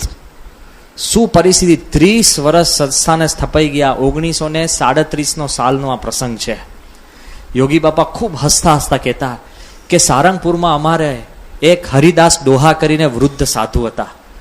વૃદ્ધ એટલે ડોહો કે, અને કે બહુ ભાવિક, મહેનત કરે, ઉત્સાહી, બધું જ કરે. અને વૃદ્ધ હતા તો પણ બમણી સેવા કરે. ને એકવાર નાગજી શેઠ કરીને મોટા શેઠને દયા આવી અને હરિદાસ ડોહાને એને શાંતિથી ખૂણામાં બોલાવીને પછી શું કીધું ખબર છે? એક બોટલમાં 4 આનાનું તેલ આપ્યું. 4 આના એટલે કેટલા? 25 પૈસા ને? અત્યારે સિક્કો છે 25 પૈસાનો? એટલે ડચ નથી ને? અમે તો જોયા જ નથી, પણ આ તો કહું છું, બધા કે છે નથી. 4 આનાનું તેલ આટલી નાની બોટલમાં એમને હરિદાસ ડોહાને આપ્યું. બહુ જ મોટું. અત્યારે જે તેલના ડબ્બા આપો ને એવી રીતના કિલો આ તેલ હરિદાસ ડોહાએ રાખ્યું. અને પછી 4 મહિના પછી નાગજી શેઠ ફરીવાર પાછા આવ્યા અને પછી એને કીધું કે સ્વામી, પેલું તેલ ખૂટી ગયું હોય તો હું તમને ફરી બોટલ ભરી દઉં. બરાબર? પેલા કે ઓહો તમે પેલું તેલ કે આખી બોટલ રેડી પેટી પેક એમને પાછી આપી. પેલો કે સ્વામી કેમ આ તેલ વાપર્યું નહીં? ત્યારે એમને કીધું કે 4 મહિના સુધી સારંગપુરમાં શાક હોય તો વઘાર કરીએ ને. વિચાર કરો, હવે તમે 30 વર્ષ સુધી સારંગપુરમાં આપણને શાક ન હોય, પછી સત્સંગમાં ટકો? હૃદય પર હાથ મૂકીને તમે કહો, દિવ્ય સંકલ્પ ને દિવ્ય શક્તિ વગર શક્ય બને? આપણા પાયામાં દિવ્યતા રહેલી છે.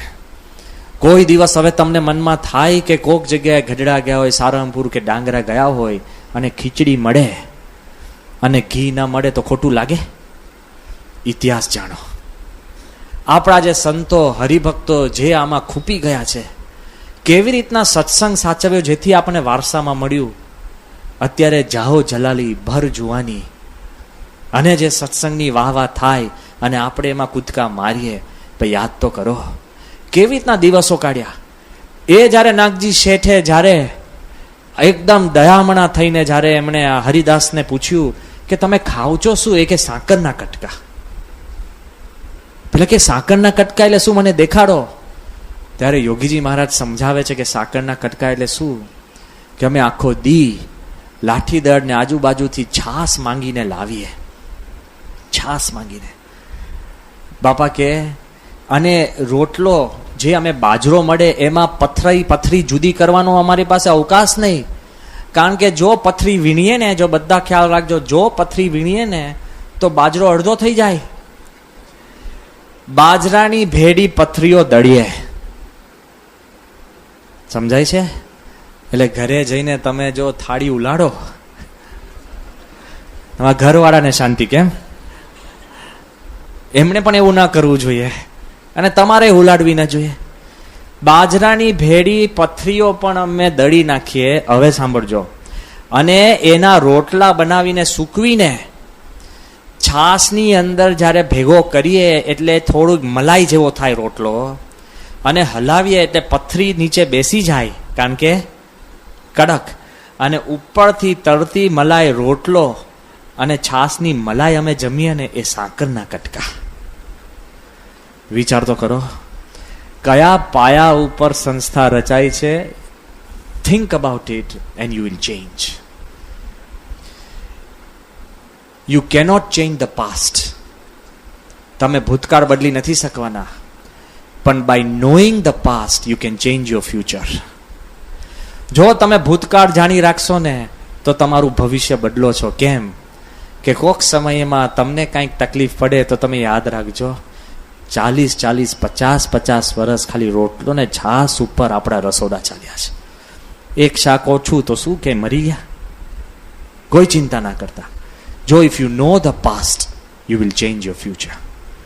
હજુ આગળ વાત કરે છે, હજુ મારે એક હાથ વાત કરવી છે કે જે રીતે તમે આગળ વધશો ને અને હકીકતની અંદર સંપૂર્ણ અસુવિધાની અંદર યોગીજી મહારાજ સતત હસતા રહ્યા છે.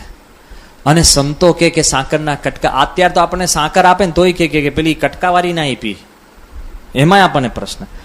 તે વખતે અસુવિધામાં પણ શાંતિ, અને અત્યારે સુવિધામાંય અશાંતિ. બધા પંખા ચાલુ હોય ને તમારા માથાવાળો જ બંધ થઈ જાય ને કે લે આ કેવા આયોજકો, આખી કથા આઉટ. એક વાર કરવા જેવું છે, બધા પંખા બંધ કરીને કથા સાંભળો લો. એમાં મારે પ્રશ્ન થાય કેમ? પણ વિચાર કરજો કે તે વખતે અસુવિધામાં શાંતિ અને આપણે અત્યારે સુવિધામાં દુઃખ. ઘણા માણસ છે ને પોતાનું દુઃખ ઉત્પન્ન જ કરતા હોય.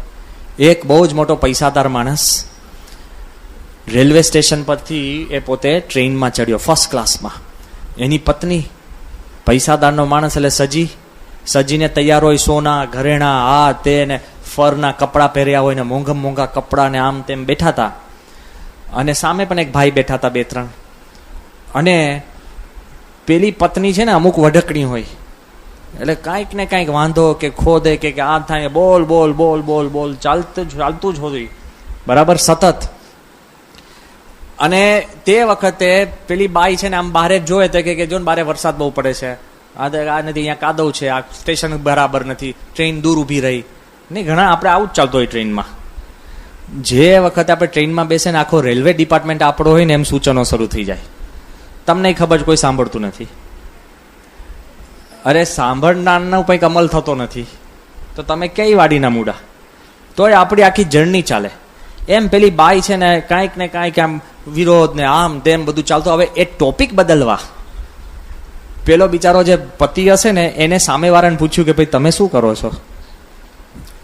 એટલે પેલા કીધું કે ભાઈ મારે છે ને કે આવો ધંધો છે, મારી દુકાન છે ને આમ તેમ બધી. પેલી તો ચાલુ જ હતી બાઈ, છેવટે કે આ ટ્રેન ગંદી છે ને સીટ બરાબર નથી ને કે વેટર ક્યાં ગયો ને આમ અને લાઇટો નથી ચાલતી ને પંખામાં ડસ્ટ છે ને ચાલુ. આને પોતાનો ધંધાની સામેવાળાના ધંધાનું તો આખો ઇતિહાસ સમજી લીધો. પછી પેલા સામેવાળાએ પૂછ્યું કે ભાઈ તમે? એ કે હું સાબુ બનાવું છું, કે મેન્યુફેક્ચરિંગ બિઝનેસમાં છો. અને કે તમારી પત્ની એ પણ મેન્યુફેક્ચરિંગ બિઝનેસમાં છે. એ કે શું? કે શી મેન્યુફેક્ચર્સ હર ઓન અનહેપીનેસ. એ પોતાનું એ કે અમે બે ઉત્પાદનના જ ધંધામાં છે. તે કે શેનું? કે હું સાબુ બનાવું છું અને મારી ધર્મપત્ની છે ને પોતાનું દુઃખ ઉત્પાદન કર્યા કરે છે. અખંડ દુઃખી છે કે નહીં? એમ અમુક માણસોએ સતત પોતાનું દુઃખ ઉત્પાદન કરે, સુવિધામાં પણ દુઃખ. અને યોગીજી મહારાજ આપણો જે ભૂતકાળ છે એમાં અસુવિધામાં પણ સુખ. કઈ રીતે વાત છે? જેમ આગળ મેં વાત કરી ને કે નહોતા પાણા, કોઈ સુવિધા નહીં. અને કીધું કે નહોતા દાણા, કોઈ ખાવાના પણ આપણને ફાંફા પડી જાય. એમાં એક યોગી મહારાજનો પત્ર છે ને અદ્ભુત પત્ર છે. યોગી બાપાનો જે પત્ર છે, બાપા લખે છે, સાંભળજો કે શું પરિસ્થિતિ સંસ્થાની અંદર. પત્રની સાલ છે 1938ની સાલ, એટલે સંસ્થા સ્થપાયા પછી 30 વર્ષ. કંઈક તો સ્થિરતા હોય કે નહીં? જાઓ જલાલી મંદિર પણ ભરપૂર થાય કે નહીં? હમણાં જેવું આપણે સોલા રોડ મંદિર કરીએ અને એને સીધું કંઈક બને, નવું કંઈક થતું જ હોય, કંઈક આયોજન થતું જ હોય, વધારો વિકાસ.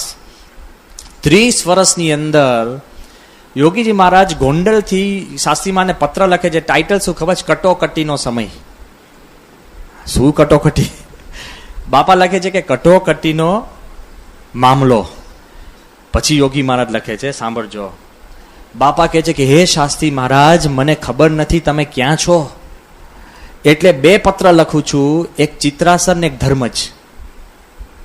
યોગી બાપા 2 પત્ર. ક્યારે 2 પત્ર લખો? કેટલી ચિંતા હોય. બાપા કહે કે બહુ મુશ્કેલી ગોંડલ ઉપર આવી ગઈ. કેમ? કે શેઠ મોરારજીભાઈની ધર્મશાળા છે. ગોંડલ મંદિરની પાછળ એક આપણી ધર્મશાળા છે, મોરારજીભાઈએ દાન આપ્યું હતું. શેઠ મોરારજીભાઈની ધર્મશાળા છે, તેના ઓરડામાં પાછળ લોખંડની નાની જારી છે, એના સળિયા વાળીને અંદર ચોર પેઠા. ક્યાં પેઠા? મોરારજીભાઈની ધર્મશાળા. નામ જોજો, ધર્મશાળા છે. એમાં ચોરોએ સળિયા વાળીને અંદર પેઠા. અંદર જે હતું એ લઈ લીધું. તો શું હતું? આપણા 3 સાધુની પૂજા. હરજીવનદાસ, વાસુદેવ અને રામજી ભગતની પૂજા. એ તો ચોરોએ પાછી નાખી દીધી. એક પટારો હતો જેમાં ધોતિયા નીકળ્યા અને એક ટુકડા. ચોર બિચારા સાધુના ધોતિયા લઈ જાય. સાધુ બનવાનો હોય તો ચોરી કરે. તો એ પણ છે ને બારે ખેતર અગાડી નાખી દીધા. પણ 4 લોટા પાછા નથી આવ્યા, એટલે આપણે ફોજદારને બોલાવીને ફરિયાદ કરી છે. એટલે 4 લોટા માટે ફરિયાદ કરવી પડે. કેવી કટોકટી. અત્યારે તો સોલા રોડમાં જો તમે હમણાં રમણવાર કરો ને 4 ગ્લાસ ગુમ થઈ જાય તો રાહુલ સ્વામી ગણે નહીં. બરાબર? કેમ?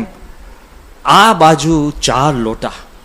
અને તે વખતે આપણને કહે કે યોગી બાપાએ કીધું કે 2 પત્ર લખ્યા કે આપણે ગોંડલ મંદિરના 4 લોટા પાછા આવે.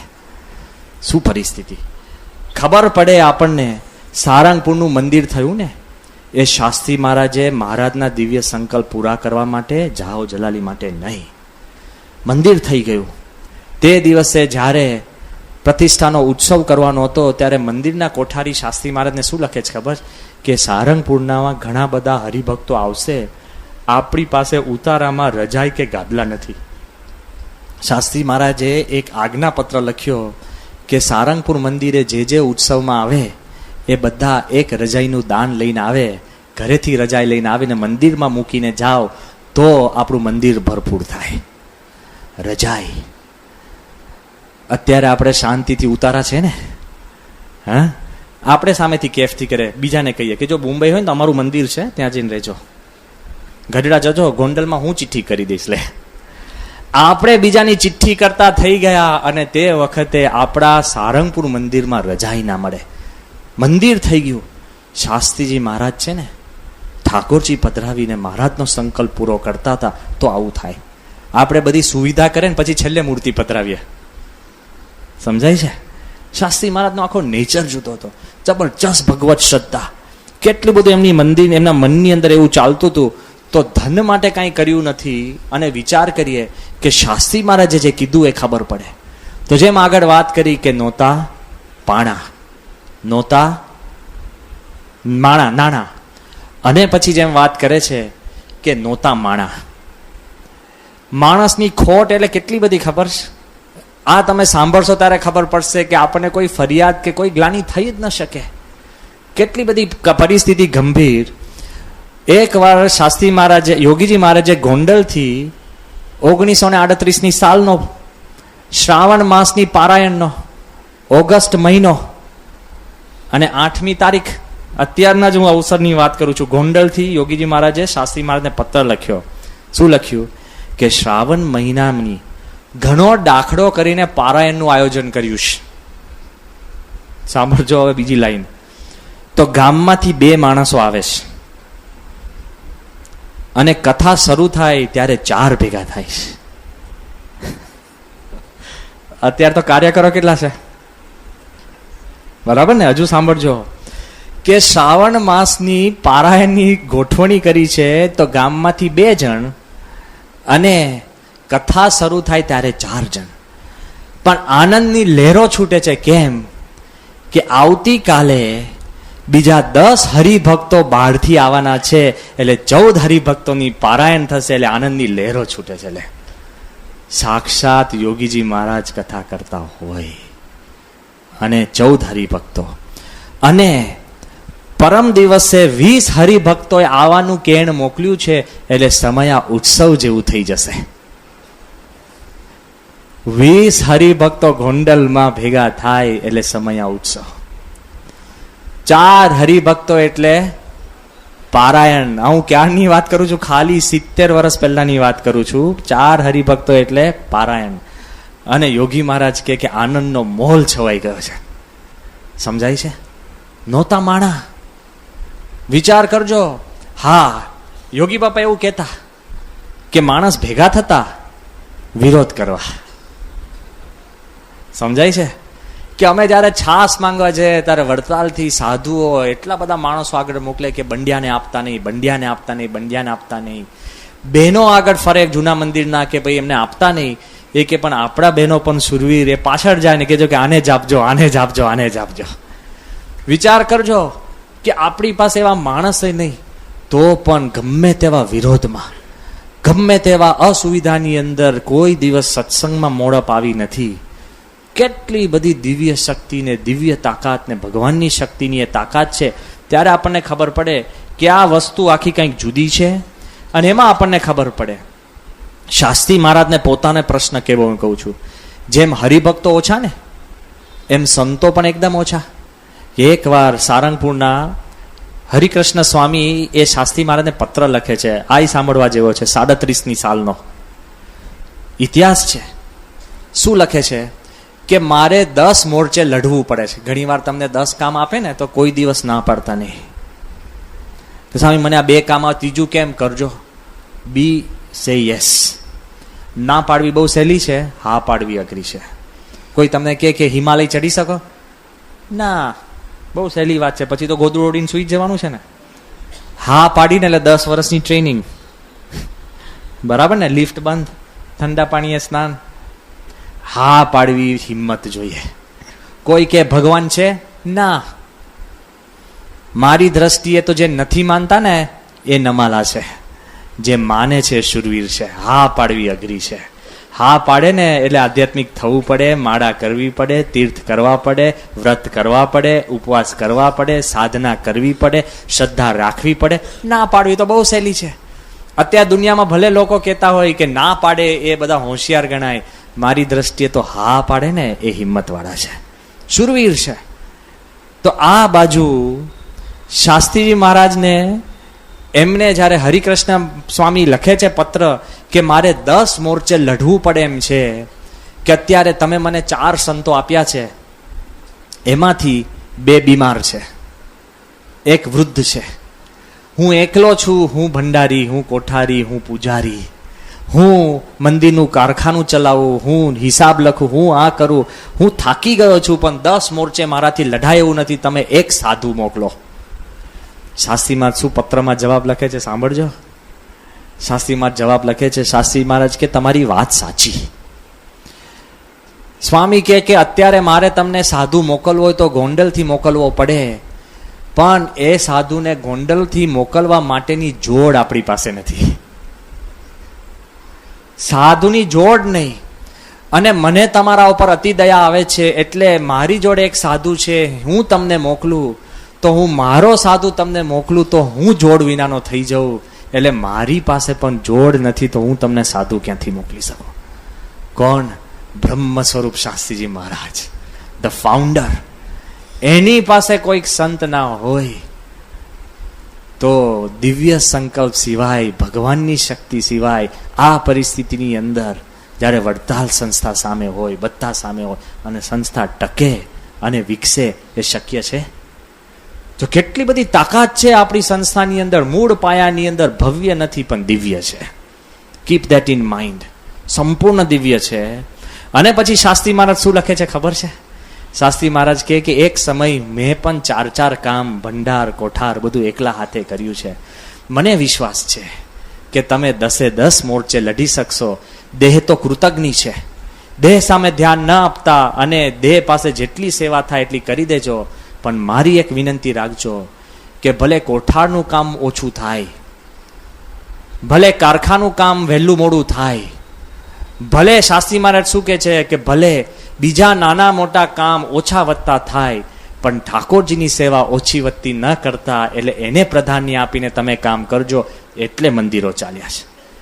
આટલી પરિસ્થિતિની અંદર એકવાર 5 આરતીમાંથી 1 આરતી ઓછી થઈ નથી. આપણે જરાક તકલીફ હોય ને તો ઘરમાં થાળ બંધ,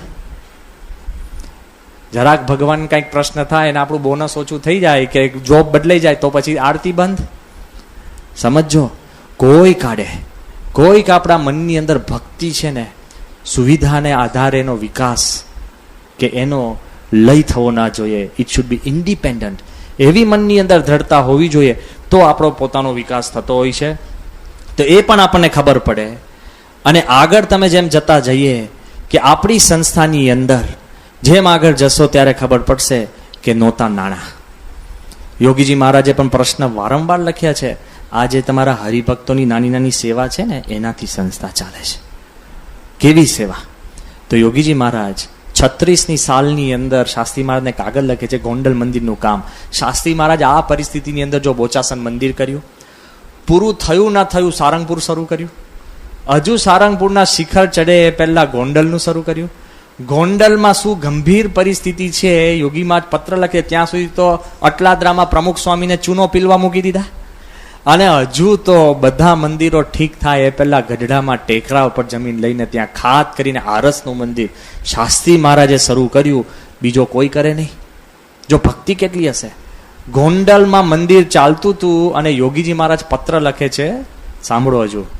બાપા 36ની સાલનો પત્ર છે. બાપા શું લખે છે? યોગી બાપા પોષ મહિનાનો પત્ર છે. બાપા લખે છે કે ખરેખરી કસણી થાય છે. સાંભળજો કે માણસોનો પગાર જેમ તેમ કરીને ચૂકવો પડે છે. આ મહિનાનો પગાર 335 રૂપિયા થયા. કોનો? મજૂરોનો પગાર. કેટલા રૂપિયા અશોકભાઈ? 335 રૂપિયા. અને એ તો રાજકોટથી એક હરિભક્ત આવ્યા, એને 161 એની પાસે લીધા. અને એક સોલિસિટર સાહેબ આવ્યા, એને બહુ કરગર્યા, ત્યારે 151 આપ્યા. અને માંડ આ 335 રૂપિયાનો પગાર ચૂકવ્યો છે. પણ પોષ મહિનાનો તો બાકી છે. માગસરનો પગાર ચૂકવાયો, પોષ મહિનાનો તો ચડી જ ગયો છે. સખત ઉઘરાણી થાય છે, મન મૂંઝાય છે. પરમ દિવસે 20 રૂપિયા કોકે દાનમાં મૂક્યા, એ તો છમ થઈ ગયા. યોગી બાપાને જો ભાષા સાંભળો. હવે લોકો અમને પૂછે છે કે સિલકમાં શું છે, તો 3 આના. શાસ્ત્રી મહારાજ શું લખે છે ખબર છે? સાંભળજો કે હવે મને કોઈક પૂછશે કે સિલકમાં શું છે, તો ફક્ત સિલકમાં સ્વામી આપ પોતે છો, બીજું કાંઈ નથી. આ પરિસ્થિતિનો જ્યારે કાગળ યોગી મહારાજ લખે છે, ત્યારે શાસ્ત્રી મહારાજ શું લખે છે કે અમે મહારાજને પ્રાર્થના કરી છે, પણ ગોંડલ મંદિરનું જે શિખરનું કામ ચાલે છે બરાબર થવું જોઈએ, શિખર મોટા ને સારા કરજો. સિલકમાં કોઈ નથી. અને શાસ્ત્રી મહારાજ આવો જવાબ લખી શકે, દિવ્ય શક્તિ, સમ કોઝમિક કનેક્શન. કોઈ માણસ છે ને બંધ કરીને જતો રહે. સમજાય છે? આ તો એક જ મ્યુનિસિપાલિટીની નોટિસ પડે ને તો આપણે કે બાપા પતી ગયું, મરી ગયા, શું કરશું? એકદમ બેભાન થઈને માણસના તરફ ફીણ આવી જાય.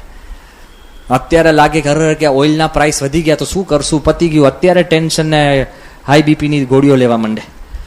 કેટલું બધું. વરસાદ પડે તોય દુઃખ, ના પડે તોય દુઃખ, પૂર આવે તોય દુઃખ, ભૂકંપ થાય તો બમણું દુઃખ. જે બધામાં આપણને દુઃખ છે. આ બધા મને લાગે છે કે આપણે પેલી બાઈ જેવા લાગીએ છીએ, વી મેન્યુફેક્ચર અવર ઓન હેપીનેસ. કોક કેટેગરીમાં તો આપણે ફિટ થઈએ જ ને. વિચાર કરજો, આ બાજુ બધી જ વિટમનાની અંદર સુખ, સુખ ને સુખ. એ તો હજુ સમજાય છે. એકવાર શાસ્ત્રી મહારાજ રાતે સીધા ક્યાં પહોંચ્યા? રાતના સમયમાં શાસ્ત્રી મહારાજ બદલપુર પહોંચ્યા. હવે બદલપુર જવાય? સમજી રાખજો, બદલપુરનો આખો વિસ્તાર છે ને, એનો મુખ્ય ધંધો શું કહેવાય વિસ્તારનો? ચોરી. મેક્સિમમ વિસ્તારમાં છે ને ધાડ પાડું, ચોરી ને બધું થતું. બદલપુર વાળા પોતે જ કે છે. શાસ્ત્રી મહારાજ રાતે પહોંચ્યા અને હરિભક્તો કહ્યું કે સ્વામી કેમ અત્યારે રાતે? સ્વામી કે આપણે રાતે પધરામણી શરૂ કરીએ. એટલે કે શાસ્ત્રી મહારાજ કેમ? એ કે અટલાદરાનું કામ ચાલે છે, ત્યારે ચૂનો જે પીલવાના માણસોને આપણે 300 રૂપિયા પગાર ચડી ગયો છે. એ હું આ 2 દિવસ ને 2 રાત પધરામણી કરીશ, ત્યારે અટલાદરાનું મંદિર થશે. હવે તમે અટલાદરા જાઓ ને તારે યાદ કરજો, રાતની પધરામણી, રાતની મહેનત, અને પછી મંદિરો થયા છે. યોગી બાપા કહેતા કે શાસ્ત્રી મહારાજે દાળિયા ફાંકીને, પેટે પાટા બાંધીને આપણને આવા મંદિરો કર્યા છે. પ્રમુખ સ્વામીનો જે બહુ મોટો ફેમસ ફોટોગ્રાફ છે કે શાસ્ત્રી મહારાજ બેઠા છે અને પ્રમુખ સ્વામી હાથ જોડીને નાના સંત તરીકે બેઠા છે. ઘણા બધાએ મૂર્તિ જોઈ છે. એ જ્યારે મૂર્તિ આમ બારે હતી ને અમે સંતોએ સ્વામીને પૂછ્યું સાહજિક રીતે કે બાપા આ શાસ્ત્રી મહારાજ તમે અહીંયા બેઠા છો, એ પ્રસંગ તો બધાને ખબર છે, બહુ પવિત્ર પ્રસંગ છે કે શાસ્ત્રી મહારાજનો ફોટો પાડવા કોક આવ્યો ને સારંગપુરમાં, તો શાસ્ત્રી મહારાજ આમ બેસી ગયા અને શાસ્ત્રી મહારાજે કહ્યું કે નાનદાન બોલાવો. ફોટા માટે, પાર્ટનર માટે પ્રમુખ સ્વામીને બોલાયા છે નાનકડા. અને સ્વામી એકદમ નાના ગલુડિયા જેવા દોડતા દોડતા આવીને સ્વામી બેસી ગયા. શાસ્ત્રી મહારાજ આમ બેઠા હતા ને તો પ્રમુખ સ્વામી પણ આમ બેઠા આવી રીતના. તો શાસ્ત્રી મહારાજ કે હાથ જોડીને બેસ. એટલે સ્વામીએ હાથ જોડ્યા અને ત્યારથી સ્વામી કહે છે કે અત્યાર સુધી અમે હાથ જોડેલા જ રાખ્યા છે. જોજો સ્વામીની પૂજા પતે ને પછી દરેક હરિભક્તને સ્વામી હાથ જોડે છે કે નહીં? દરેક હરિભક્તને નમસ્કાર પગે લાગે છે. એવું નથી કે તમે પગે લાગો છો ને સ્વામી સામે ઝીલે છે. અરે ભાઈ, સ્વામી તમને હાથ જોડે છે ત્યારે આપણે ઝીલીએ છે કે નહીં? હા, આખું જુદું છે. એટલો બધો સ્વામીને મહિમા છે. તો એ જ્યારે ફોટોગ્રાફ સ્વામી જોતા હતા ત્યારે અમારાથી ભૂલમાં એવું બોલાઈ ગયું. મેં કહ્યું બાપા આ ઝૂંપડી એ શું છે પાછળ? સ્વામી કે ઝૂંપડી નો, એ શાસ્ત્રી મહારાજનો ઉતારો છે. સ્વામી કે શાસ્ત્રી મહારાજે જીવ્યા ત્યાં સુધી આખી જિંદગી ઝૂંપડીમાં રહ્યા અને આપણી માટે મહેલો બનાવ્યા. શાસ્ત્રી મહારાજ વડતાલથી છૂટા પડ્યા એ પોતાના ઉતારા માટે નહીં. માણસ કોઈ છૂટો પડે ને પોતાનું જુદું કરવા, ભગવાનનું કરવા થયા છે. યાદ રાખો, કોઈ જગ્યાએ પોતાની સુવિધા ઊભી કરીશ, એક જગ્યાએ નહીં. સ્વામી આપણને આ વાત કરી ત્યારે આપણા મનમાં ખબર પડે કે શાસ્ત્રી મહારાજે જે આપણી સંસ્થા સ્થાપી છે અને જે રીતે આ બધું કામ કર્યું છે એની પાછળ કેવળ આધ્યાત્મ. અને એ જ જ્યારે આપણે જોઈએ તે વખતે આપણને ખબર પડે છે કે આધ્યાત્મિકતાની અંદર શાસ્ત્રી મહારાજે આ બધું સ્થાપના કરી છે. અને વડતાલથી જ્યારે શાસ્ત્રી મહારાજ છૂટા પડ્યા એનું થોડુંક વર્ણન કરીને આપણે અહીંયા પૂરું કરીએ કે બધાને ખ્યાલ છે કે 1905ની સાલની અંદર નવેમ્બર મહિનાની અંદર શાસ્ત્રી મહારાજ જ્યારે ચૈત્રી પૂનમ હતું અને ચૈત્રી પૂનમની પછી જ્યારે શાસ્ત્રીજી મહારાજે પોતે એમણે છૂટું પડવાનો જ્યારે શાસ્ત્રી મહારાજે વિચાર કર્યો, તે વખતે શાસ્ત્રી મહારાજના મનની અંદર એક દ્રઢતા હતી કે ક્યારેય વડતાલથી છૂટું પડવું નહીં. ભગતજી મહારાજે શાસ્ત્રી મહારાજને કહ્યું હતું કે તારા કટકા કરી નાખે તો હું તને સાંધી દઈશ, પણ તું છૂટો પડતો નહીં. પણ જ્યારે ચૈત્રી મહિનાનો પૂનમનો સમય આવ્યો ત્યારે કૃષ્ણજી અદાએ શાસ્ત્રી મહારાજને આવીને કીધું કે હવે ઉપાધિ વધતી જાય છે અને તમારે વડતાલથી છૂટા પડીને તમારે અક્ષર પુરુષોત્તમની ઉપાસના એ તમારે પ્રચાર કરો અને એના તમે મંદિરો કરો. ત્યારે શાસ્ત્રી મહારાજ આ વાત કરે છે કે ભગતજીએ મને આમ કહ્યું હતું. તે વખતે કૃષ્ણજી અદા સમજાવે છે કે શિક્ષાપત્રીમાં શ્લોક લખ્યો છે કે જ્યારે વિપરીત દેશકાળ થાય ત્યારે પોતાનું વતન હોય ને તો એને પણ તમારે મૂકીને ભજન ભક્તિના સુખ માટે દૂર જવું. એ કે તમે દૂર જાઓ, મહારાજની આજ્ઞા છે. જ્યારે શાસ્ત્રી મહારાજને આ બધી વાત સમજાવે છે ને એમના મનની અંદર જ્યારે દ્રઢતા હોય છે ત્યારે એ વાત વિચારતા આપણને ખ્યાલ આવે કે શાસ્ત્રીજી મહારાજ એમના મનની અંદર કેવળ શ્રીજી મહારાજ પ્રધાન હતા, ઉપાસના પ્રધાન હતી. કોઈ સુખ સગવડની માટે કે કોઈક અંગત વેરઝેરના કારણે કે કોઈ માન મોટપના કારણે કે કોઈ અહમના કારણે પણ છૂટા નથી પડ્યા. કેમ? વડતાલમાં જ્યારે શાસ્ત્રી મહારાજ કથા કરતા હોય ત્યારે 2,000 માણસ સાંભળવા આવતા. ખુદ ગોરધનદાસ કોઠારી, વડતાલના કોઠારી એ કથામાં બેસે અને જ્યારે વિરોધી સંતો પૂછે કે તમે શાસ્ત્રી યજ્ઞપુરુષદાસની કથામાં કેમ બેસો છો, ત્યારે ગોરધનદાસ કોઠારી કહેતા કે એની કથા મને સાકરના કટકા જેવી લાગે છે. એટલે કે આખી વડતાલમાં તમામ સાધુ છે પણ સ્ત્રી ધનના ત્યાગી એવા શાસ્ત્રી યજ્ઞપુરુષદાસ જેવો કોઈ નથી. કોણ? ગોરધનદાસ કોઠારી બોલે. આટલું બધું શાસ્ત્રીમાનનું માન સન્માન, પણ જ્યારે ઈર્ષા થાય, તેજો દ્વેષ થાય ત્યારે કાંઈક ને કાંઈક થાય. જ્યારે શાસ્ત્રીમાં જ કથા કરતા હોય તો નંદ કિશોર કરીને એક બહુ જ વૃદ્ધ સાધુ, દેહ જલાઈ ગયો હતો પણ મન ઝાલ્યું રહે નહીં. શાસ્ત્રીમાં જ કથા કરે તો પોતાના સેવકને ધકેલે કે જા તું પાણીનું માટલું લઈને ત્યાં ફોડ, એટલે કથા વિખરાઈ જાય. જા તું મરચાની ધૂણી કર. આરતીમાં શાસ્ત્રી મહારાજ હોય ને કોઈક સોયા ભોકે, દુઃખ સહન કરીને પણ શાસ્ત્રી મહારાજ બોલે નહીં. એક વાર તો શાસ્ત્રી મહારાજને ઝેર આપ્યું અને જ્યારે સંતો હરિભક્તોએ કહ્યું કે સ્વામી હવે તમે ભંડારમાં જમવાનું બંધ કરો કારણ કે તમને ઝેર આપ્યું. શાસ્ત્રી મહારાજ કહે કે સાધુનો નિયમ છે કે ભંડારમાં જમવું. હું નિયમ તોડીને વિમુખ થવા માંગતો નથી. હું ઝેર આપીને ઝેર ખાઈને હું મરવા માંગુ છું, પણ નિયમ છોડીને હું મરવા માંગતો તો એ ભંડારમાં જાય. 4 સંતોએ, વિરોધી સંતોએ પકડીને ચૂલામાં નાખવાનો પ્રયાસ કર્યો. એ 4ના મોઢા શાસ્ત્રી મહારાજે નહીં જોયા હોય? એ 4 વડતાલના સંતોએ નામ નહીં ખબર હોય? અત્યારે તમને કે મને નામ ખબર છે? ના, જિંદગીમાં શાસ્ત્રી મહારાજે એ 4 સંતોને યાદ પણ કર્યા નથી. કેટલા અજાત શત્રુ કોઈ કાઢે. અને જ્યારે વાત વણસવા લાગી અને બધાના મનમાં એમ થયું તો જેમ ચૈત્રી પૂનમના સમયે નક્કી કર્યું તો કાર્તિકી પૂનમે શાસ્ત્રી મહારાજ એ પોતે વડતાલના હરિકૃષ્ણ મહારાજ આગળ ઊભા રહીને પ્રાર્થના કરે છે. પ્રાર્થના સાંભળજો. શાસ્ત્રી મહારાજ જે શબ્દ બોલે છે હું તમને કહું. શાસ્ત્રી મહારાજ કહે છે કે હે હરિકૃષ્ણ મહારાજ, અમારે જુદું પડવું નથી, પણ જો આપની ઈચ્છાથી અને આપના સંકલ્પથી અમે જોડતા પડતા હોય તો તમે અમારી સહાયમાં અને અખંડ અમારી ભેગા રહેજો. ખ્યાલ આવ્યો? એવી પ્રાર્થના કરીને જ્યારે શાસ્ત્રી મહારાજ નીકળે છે એટલે કોઈ કાળે હરિકૃષ્ણ મહારાજને મૂકીને નીકળ્યા નથી, પણ વડતાલના હરિકૃષ્ણ મહારાજને સાથે લઈને શાસ્ત્રી મહારાજ નીકળ્યા છે. આપણી સંસ્થામાં જે તાકાત છે એ ભગવાન સ્વામિનારાયણ, એમના સંકલ્પ, એમની દિવ્ય શક્તિનું તાકાત છે. જો 6 પ્રકારના હરિભક્ત હોય, યાદ રાખજો. તમારી આ સિમ્પલ ઉપદેશ કરતાં પણ એક જાણપણા માટે હું વાત કરું છું કે એક હરિભક્ત હોય ને એ રોજ ભગવાનને દર્શન દેવા આવે. ખ્યાલ આવ્યો ને? કે ભગવાન હાજરી પૂરી લેજો પછી નીકળી જાય. એને તમે બહારે પૂછો ને કે ભગવાને કેવા વાઘા પહેર્યા છે જોઈ લો જલ્દી બધા. એને પૂછો કે હાથમાં કેવો રૂમાલ છે, મોજડી કેવી છે, મુગટ કેવો છે, પાછળ શું બેકગ્રાઉન્ડ છે, એને કાંઈ જ ખ્યાલ ના હોય, દર્શન કર્યા હોય એટલે પેલો મૂળ દર્શન દેવા આવે કે ભગવાન આવી ગયો છું, હાજરી પૂરી લેજો, બરાબર ને. બીજા હરિભક્ત છે કે ભગવાનના દર્શન કરવા આવે, કે બહારે જાય ને તો બધું જ એને યાદ હોય કે કેવી મૂર્તિ, કેવા વાઘા, બધું નિરીક્ષણ શાંતિથી કરે, કરી લેજો, પૂછવાનો નથી. પણ ત્રીજા હરિભક્ત કેવા છે ખબર છે? પેલો ભગવાનની મૂર્તિ બધું યાદ રાખીને જાય, પણ એ ખાલી વાઘા અને વસ્ત્ર યાદ રાખીને જાય, પણ ભગવાનની મૂર્તિ જોડે વાત ના કરે. ત્રીજા હરિભક્ત છે ને એ ખાલી આને આરસ ન સમજે, ઊભા રહીને એના પ્રશ્નની વાત મૂર્તિને કરે. તમે યાદ કરજો તમે શેમાં આવો છો? હજુ તો 6 પ્રકારના હરિભક્ત છે.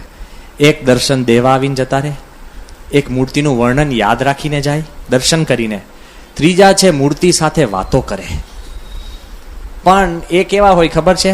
મૂર્તિ જોડે વાત કરે, શોપિંગ લિસ્ટ આપી દે, ભગવાન આ નથી ને તે નથી ને આમ કર્યું તોય નથી, ઘરે જઉં છું ને આવું ના આવું, એમાં છોકરો નથી માનતો ના, તે લાંબી વાત કરીને જતા રહે. પણ ભગવાનની વાત સાંભળવા ના ઉભા રહે, શોપિંગ લિસ્ટ આપીને જતા રહે કે આટલું કરી નાખજો. પણ ચોથા હરિભક્ત છે એ ભગવાન જોડે વાત કરે ને ભગવાનને વાત સાંભળીને આવે.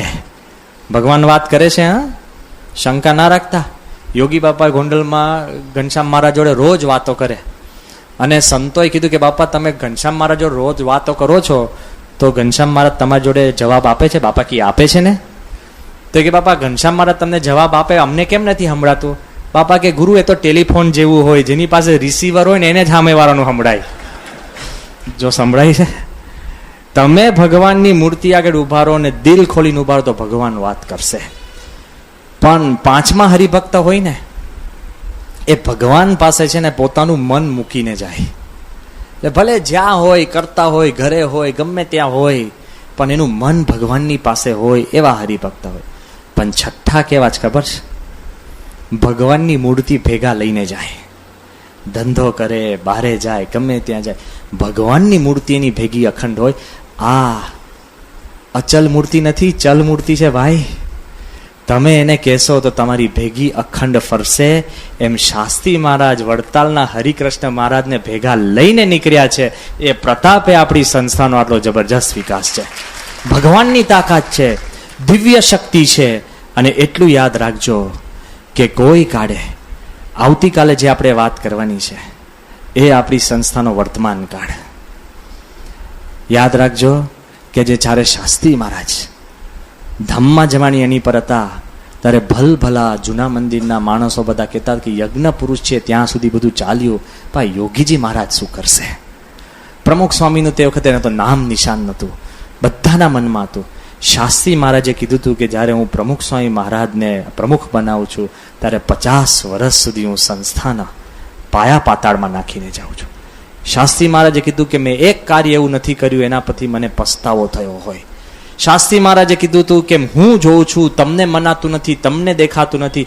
બેવ સંસ્થા કરતા આપણી સંસ્થાનો વિકાસ મોટો અને જગ જાહેર થશે. દેખાય છે કે નહીં? બધું શાસ્ત્રી મહારાજના શબ્દ છે.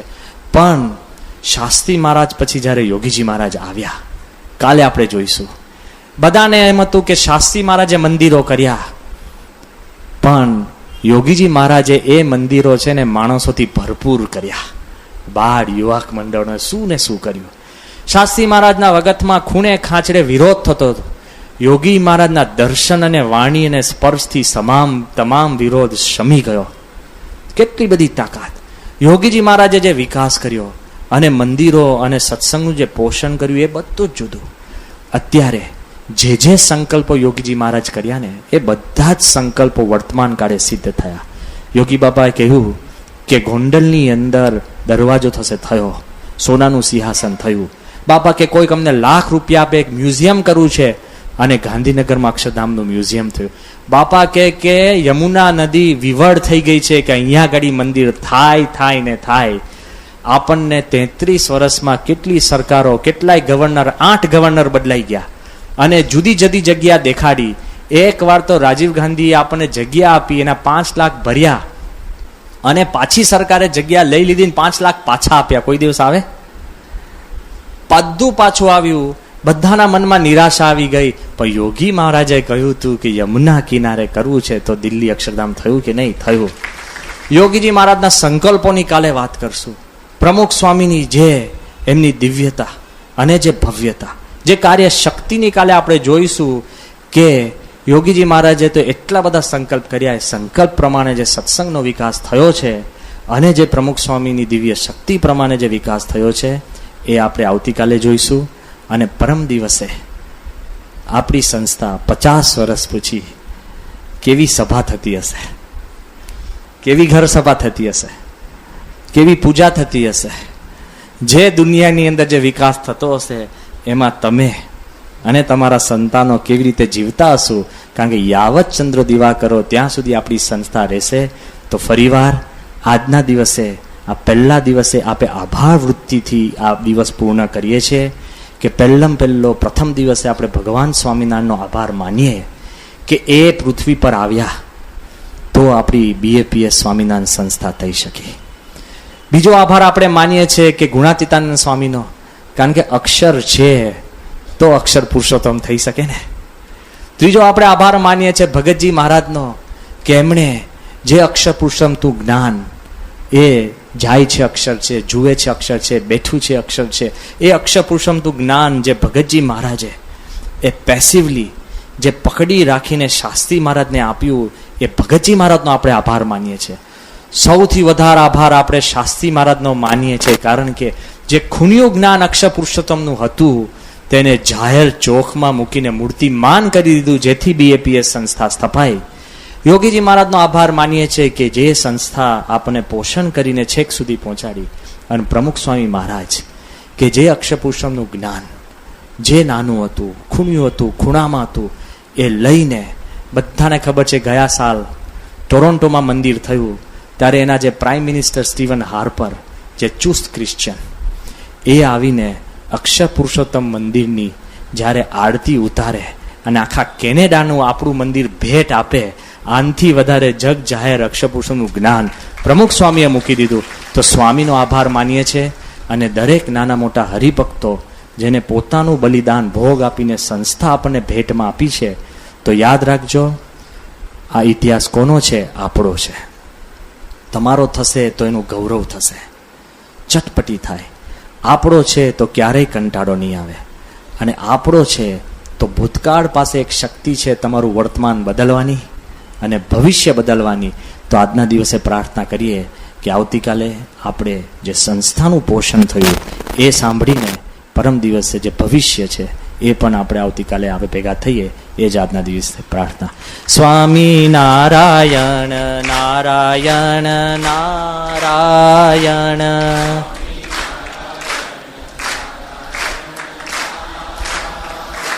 સ્વામી નારાયણ નારાયણ નારાયણ.